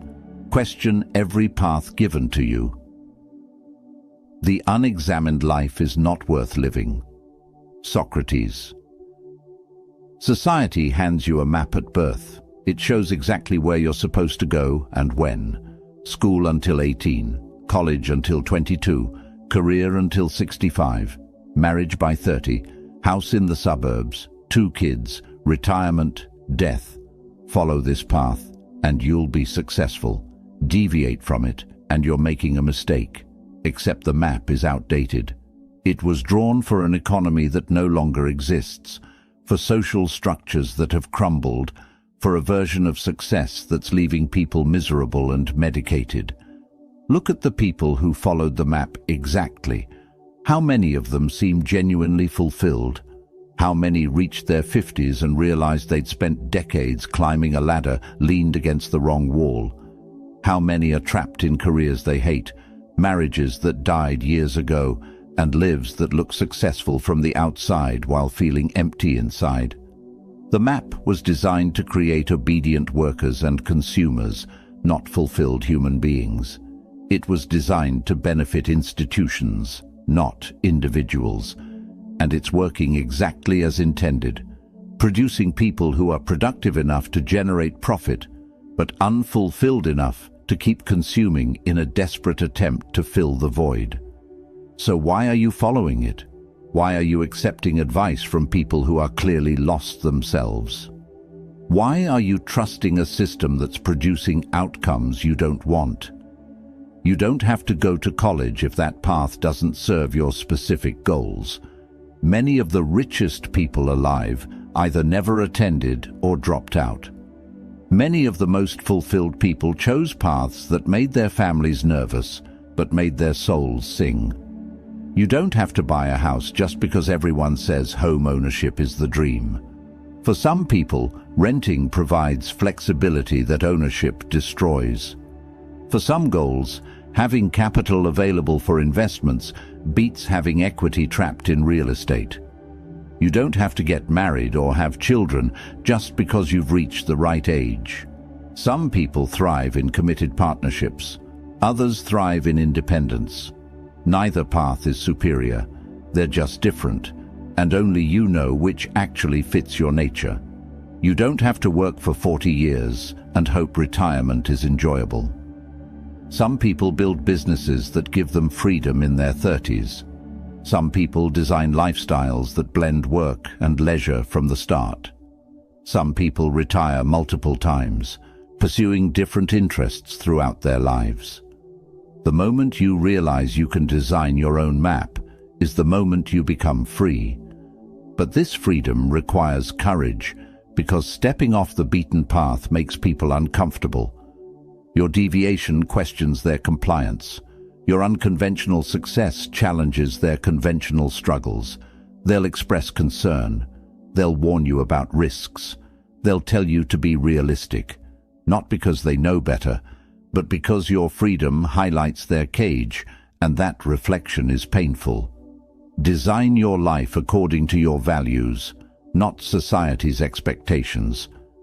Define success for yourself instead of accepting someone else's definition. Choose your own timeline instead of following an arbitrary schedule designed decades ago. This doesn't mean being reckless. It means being intentional. Question everything. Examine every should and supposed to in your life. Ask whether it actually serves you or whether you're just following it because everyone else is. The most fulfilled people aren't the ones who followed the map. They're the ones who drew their own. They're the ones who questioned every turn, evaluated every destination, and chose based on what actually mattered to them rather than what society said should matter. You get one life, one chance, one opportunity to see what you're capable of when you stop living for others and start living for yourself. Don't waste it following someone else's map to someone else's destination. Draw your own, even if your hand shakes, even if the path looks uncertain, even if people think you're crazy, because the only thing crazier than walking an uncertain path you chose is walking a certain path that leads somewhere you never wanted to go. Lesson 7. Value depth over numbers. Associate with people who are likely to improve you. Seneca. Modern life encourages collecting people like they're trading cards. Social media makes it easy to accumulate hundreds or thousands of friends and connections. But these digital relationships are mostly hollow. They're performances of friendship rather than actual friendship. Real friendship is rare. It's difficult to build and easy to destroy. It requires vulnerability, consistency, time, and genuine investment. Most people aren't willing to offer these things, which is why most people don't have real friends despite being surrounded by acquaintances. By your 30s, you should start recognizing the difference. Acquaintances know your name, friends know your story. Acquaintances celebrate your highlight reel, friends know the struggle behind it. Acquaintances show up when it's convenient, friends show up when it's necessary. Pay attention to how people respond when you succeed. This reveals everything. Real friends celebrate your wins with genuine joy. They feel pride in your accomplishments. They want to hear details. They share your excitement. Fake friends respond differently. There's something off about their congratulations, a subtle edge, a quick comparison to their own achievements, a minimization disguised as concern. That's great, but are you sure that's sustainable? Don't you think you're moving too fast? These aren't words of wisdom. These are words of envy trying to slow you down so you don't get too far ahead. Because your success makes them examine their own lack of it, and that reflection is uncomfortable. This doesn't make them bad people necessarily. It makes them immature people who haven't developed the emotional security to celebrate others without feeling diminished. But it also makes them the wrong people to keep in your inner circle. Your inner circle shapes your life more than almost any other factor. These are the people whose opinions you value, whose advice you seek, whose perspectives influence your thinking.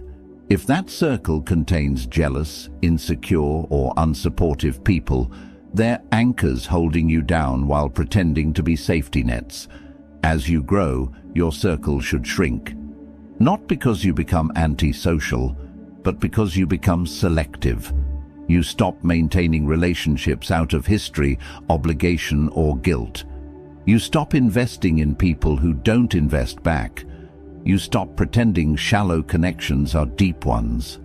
One real friend who genuinely supports you is worth more than 100 acquaintances who smile to your face and criticize behind your back. That one person who knows your struggles and celebrates your progress anyway, who challenges you to be better without making you feel less than, who shows up consistently without keeping score, that's priceless. Build your life around people like this. Protect these relationships. Invest in them. Because they're rare, and in difficult times, they're often all that stands between you and complete isolation.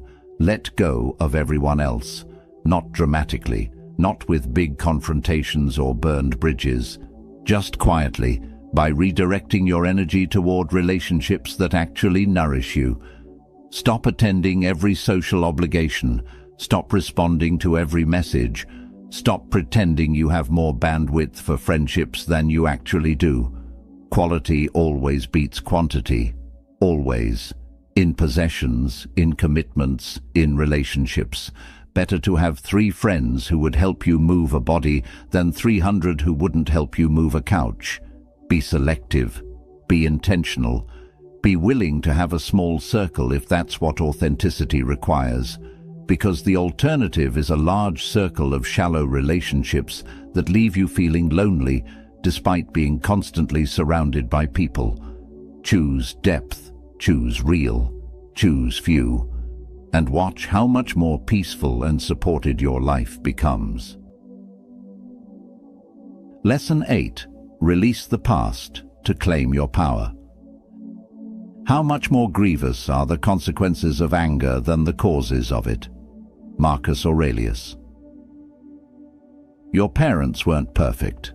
Depending on how severely they failed, this might be the understatement of your life. They made mistakes. They passed down their own unhealed trauma. They parented from a place of limitation, ignorance, or sometimes active harm.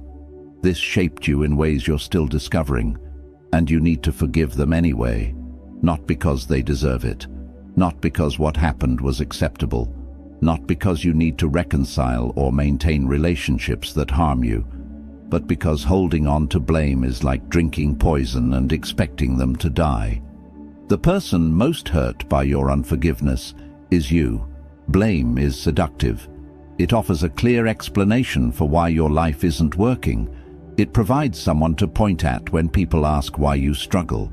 It relieves you of responsibility by making your present circumstances someone else's fault. It's a perfect excuse that nobody can argue with because your pain is real and your experiences are valid. But blame is also a prison. As long as you're focused on what they did wrong, you're giving them control over your present. You're saying that what happened years or decades ago determines what happens now. You're making your healing dependent on their apology, their change, their acknowledgement, things they may never provide. Forgiveness is not about them.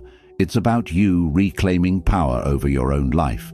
It's about accepting that they operated at their level of consciousness, skill, and emotional capacity, which was insufficient. And now it's your job to provide for yourself what they couldn't provide for you. This is the transition from child to adult, from victim to victor, from blaming to building. Children need perfect parents to thrive. Adults heal themselves and break cycles. Children need their parents to change. Adults change themselves and create different outcomes. Your parents don't have to apologize for you to move forward. They don't have to understand the harm they caused for you to heal from it. They don't have to become different people for you to become free. The work is yours now. Reparenting yourself. Giving yourself the love, stability and support you deserved but didn't receive. Learning healthy patterns. Developing emotional regulation. Creating security from the inside out instead of depending on external validation.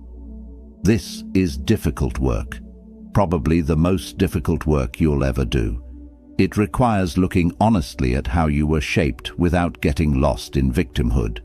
It requires taking responsibility for who you are now while acknowledging that the starting point wasn't your choice. But it's also liberating work, because every step toward healing is a step toward freedom. Every pattern you break is a gift to your future self and your future children. Every cycle you interrupt is a victory over the past's attempt to control your present. Some of you need to hear this. You can forgive them and still maintain boundaries. Forgiveness doesn't require relationship. You can release resentment while also protecting yourself from ongoing harm. You can understand why they failed without subjecting yourself to continued failure. Others need to hear this. Your continued blame is hurting you more than it's hurting them. They're living their lives while you're trapped reliving the past. Your anger is valid, but it's also becoming the very cage you're trying to escape. Take your power back, not by making them different, but by making yourself free. Forgive them for your sake, not theirs. Release the grip the past has on your present, and redirect all that energy toward building the life you deserve, instead of resenting the start you received. They gave you your beginning. They don't get to determine your middle or your end. That's yours to write. Start writing it free from the chains of unforgiveness.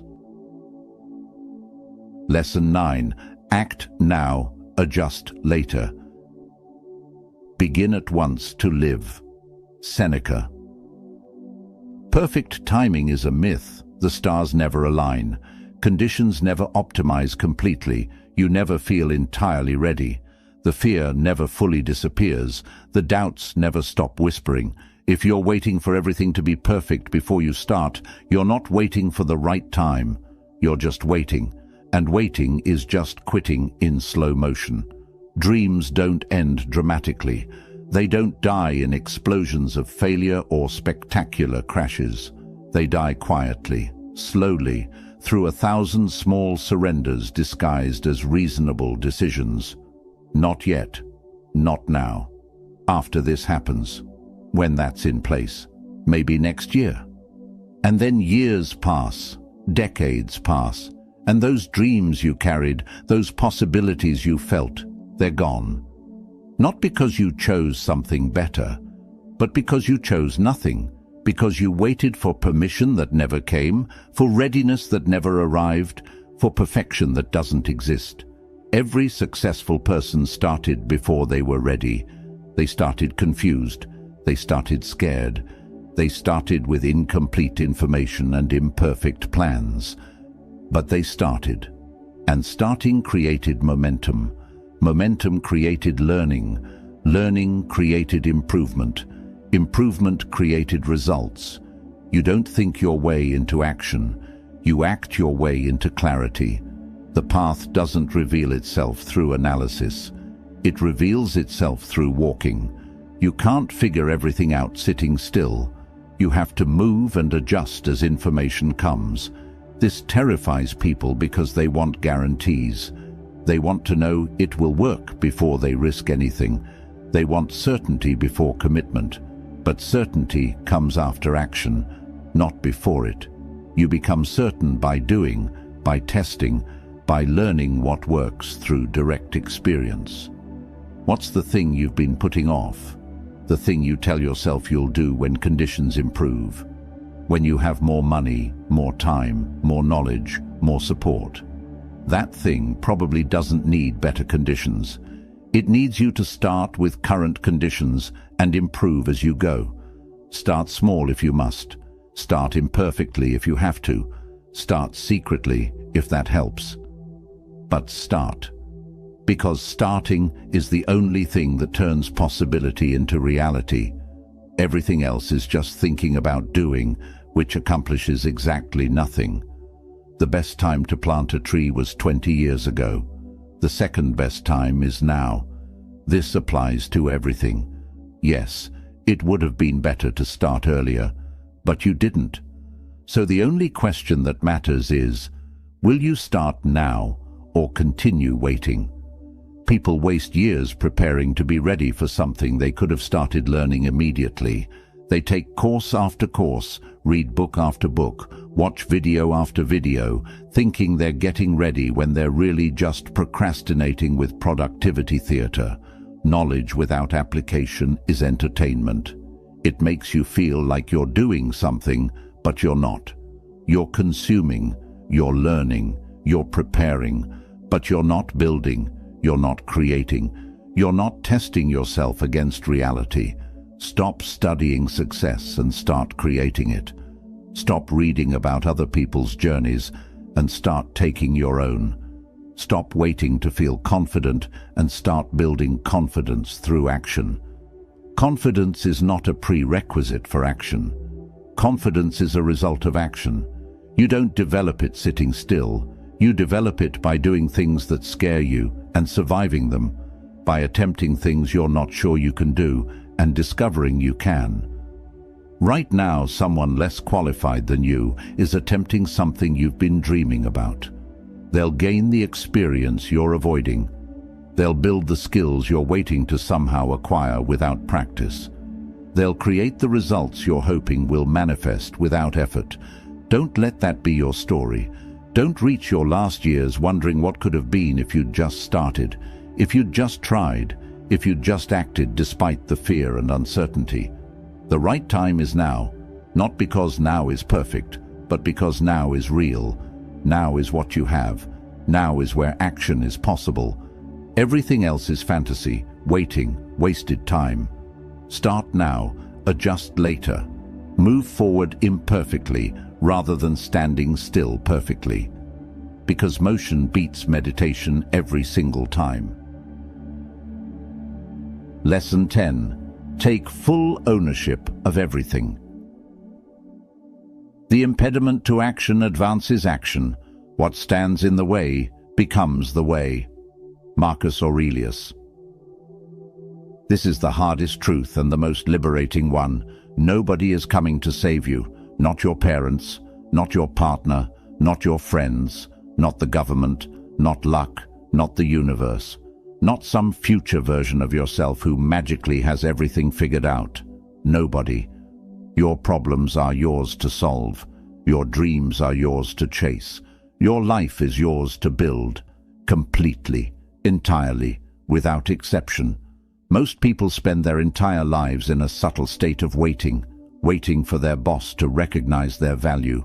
Waiting for their partner to change. Waiting for the economy to improve. Waiting for motivation to strike, waiting for someone to give them permission or opportunity or resources. They're waiting for rescue, and while they wait, life passes. Years disappear, potential dies, options narrow, and eventually they realize nobody was coming. The rescue they waited for was something they needed to give themselves. Adult life begins the moment you stop expecting rescue and take radical responsibility for everything. Not because everything is your fault. Many things that happened to you weren't your fault, but they are your responsibility. You didn't choose your starting point. You didn't choose your parents, your genetics, your early circumstances, but you choose what you do with all of it. You choose whether you use it as an excuse or as fuel. You choose whether you stay stuck or move forward. This level of responsibility is terrifying because it eliminates all your excuses. You can't blame anyone anymore. You can't point to external circumstances and say, that's why. You have to look in the mirror and accept that if something isn't working, you're the one who has to change it. But it's also incredibly empowering, because if you're responsible, you're powerful. If you're the problem, you're also the solution. If you created this situation, you can create a different one. Nothing is permanent except your choice to leave it unchanged. Stop waiting for perfect conditions. Create them. Stop waiting for opportunities. Generate them. Stop waiting for someone to believe in you.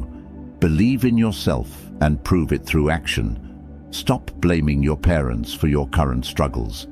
Yes, they shaped you. No, it wasn't all positive. But you're an adult now, and continuing to blame them is just giving away your power. Stop blaming the economy, the system, your circumstances. Yes, some people start with advantages you didn't have. Life isn't fair. But staying focused on unfairness keeps you stuck. Focusing on what you can control moves you forward. Stop blaming bad luck, bad timing, or bad breaks. Sometimes things don't work out. Sometimes you face setbacks. But blaming external forces for your lack of progress is comfortable helplessness. Take ownership of your health. Nobody else will exercise for you. Nobody else will choose better food for you. Your body is your responsibility. Take ownership of your finances. Nobody else will save for you. Nobody else will invest for you. Your money is your responsibility. Take ownership of your relationships. Nobody else will communicate for you. Nobody else will set boundaries for you. Your connections are your responsibility. Take ownership of your growth.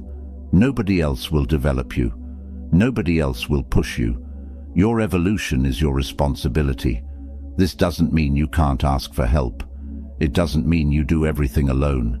It means you stop expecting others to do for you what you need to do for yourself.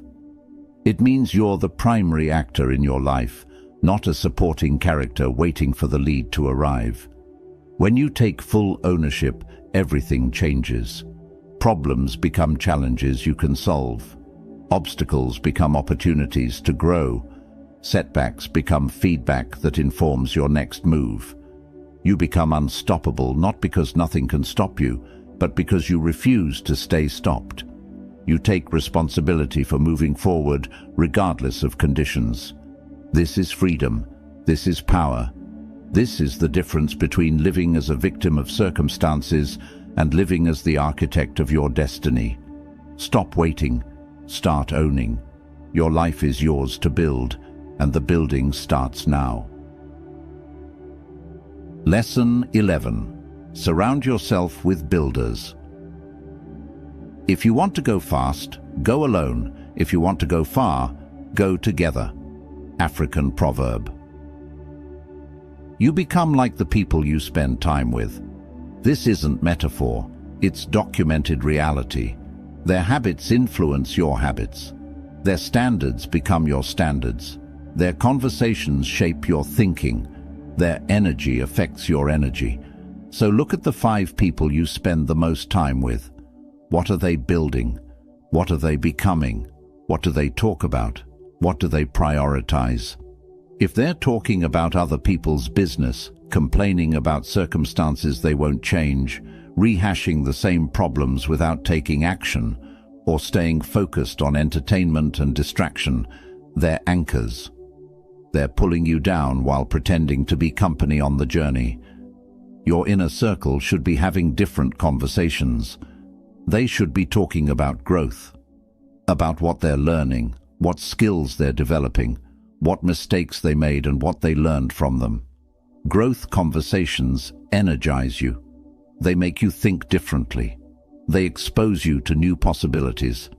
They should be talking about money, not about what they can't afford or what they're spending on, but about building wealth, creating income streams, making investments, developing financial literacy, understanding how money actually works instead of just complaining about not having enough. They should be talking about discipline, about their routines, their commitments, the hard choices they're making. Disciplined conversations normalize doing difficult things. They remind you that progress requires consistency. They model what dedication looks like in practice. They should be talking about building, about creating businesses, developing skills, establishing systems, producing things of value. Building conversations shift you from consumer mindset to creator mindset. They make you think about what you're contributing instead of just what you're taking. If your current circle isn't having these conversations, you have 2 options: elevate the conversation or change the circle. Try elevating first. Bring up different topics. Share what you're learning. Ask about their goals. Shift the energy toward forward movement instead of circular complaining. Some people will respond. They were also tired of surface-level interaction and just needed someone to go first. But some won't respond. They'll resist. They'll mock your ambition. They'll pull conversations back toward comfortable territory. They'll make you feel weird for wanting more. These people aren't bad. They're just not growing. And they don't want to be reminded that growth is possible. That's when you need to change the circle. Not dramatically, not with big announcements. Just by slowly spending less time with people who drain you and more time with people who energize you. Find people who are building something. Join communities around skills you want to develop. Attend events where ambitious people gather. Put yourself in environments where the default conversation is about progress, not problems. This might mean getting uncomfortable, seeking out people who are further ahead than you, being the least accomplished person in new rooms, admitting you don't know things, asking questions that reveal your ignorance. Do it anyway, because being the least knowledgeable person in a room of experts is better for your growth than being the most knowledgeable person in a room of mediocrity. Your inner circle determines your trajectory. If everyone around you is stuck, you'll likely stay stuck. If everyone around you is growing, you'll be pulled forward by their momentum. Stop trying to maintain friendships that no longer serve your growth. Stop feeling guilty for outgrowing people. Stop accepting social dynamics that keep you small to make others comfortable. Build a circle that builds you, that challenges you, that celebrates your progress, that holds you accountable, that reminds you what's possible when you stop making excuses. Your future depends on it. Choose carefully. Lesson 12. Stop learning, start doing. Action is the foundational key to all success. Pablo Picasso. The self-improvement industry has created a generation of professional students who never graduate to practitioners. People who've consumed thousands of hours of content, read hundreds of books, taken dozens of courses, and remain exactly where they started. You are probably one of these people. Most people are. Because learning feels productive. It feels like progress. It gives you the comfortable illusion of moving forward while requiring none of the risk of actual movement. But information without execution is just expensive entertainment. You're consuming, not building. You're learning about transformation, not transforming. You're studying success, not creating it. You don't have an information problem. You already know what to do. You know you should eat better, exercise consistently, manage money wisely, develop valuable skills, take calculated risks, communicate honestly, and invest in yourself. Everyone knows this. It's not secret knowledge. Your problem is execution. Your problem is discipline. Your problem is choosing comfort over progress every single day and then wondering why nothing changes. Discipline is doing what needs to be done when it needs to be done, whether you feel like it or not. It's not motivation. Motivation is emotional, inconsistent, and unreliable. It shows up when things are exciting and disappears the moment things get hard. Discipline is showing up on bad days. It's keeping promises to yourself when nobody's watching. It's choosing long-term benefit over short-term comfort. It's building systems that make success inevitable because you've removed the option to fail. You don't need another book. You need to close this and do one thing you've been avoiding. You don't need another course. You need to practice what you already learned. You don't need more inspiration. You need to act despite not feeling inspired. The gap between knowing and doing is where dreams die. That gap is filled with excuses, fear, perfectionism, and the comfortable lie that you're not quite ready yet. But you'll never be ready. Readiness comes from doing, not from waiting to do. Stop consuming content about change and start creating change through action. Stop watching other people's success stories and start writing your own. Stop preparing for a life you keep putting off living. What's the thing you know you should be doing but aren't? The uncomfortable conversation, the difficult project, the scary risk, the consistent habit. That thing is exactly what you need to do today. Not perfectly, not with complete confidence, not when you feel ready, now. Imperfectly, scared, uncertain, because action creates momentum. Momentum creates results. Results create confidence. Confidence creates more action. This is the cycle that builds the life you want, but you have to start it. And you start it by doing something, anything that moves you forward, instead of just thinking about moving forward. Your life will not change through learning. It will change through doing, through consistent, disciplined action taken over time, despite discomfort, fear, and resistance. So, Stop reading, stop researching, stop planning, and do something. One thing. Today. That proves to yourself that this time is different. You have power over your mind, not outside events. Realize this, and you will find strength. Marcus Aurelius.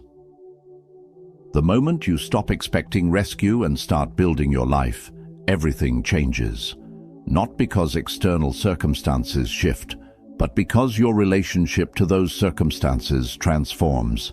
You stop being a victim waiting for salvation and become an architect designing outcomes. This transformation requires accepting 12 uncomfortable truths. That silence holds more power than speech. That peace is chosen, not given. That teachers matter more than trophies. That the family you build matters more than the one you inherited. That your job is a tool, not an identity. That society's map leads to destinations you don't want. That quality friendships beat quantity connections. That forgiveness frees you, not them. That action beats preparation. That nobody's coming to save you. That your circle determines your trajectory. That you already know enough. You just need to do more. These aren't comfortable realizations. They require letting go of comfortable stories you've been telling yourself. Stories about why you can't, why it's too late, why circumstances have to change first, why someone else needs to act first. Those stories are chains, and you're the only one with the key. By 30, life stops being gentle. The world stops making allowances for potential and starts demanding proof of performance. Your 20s were for exploration and mistakes. Your 30s are for execution and results.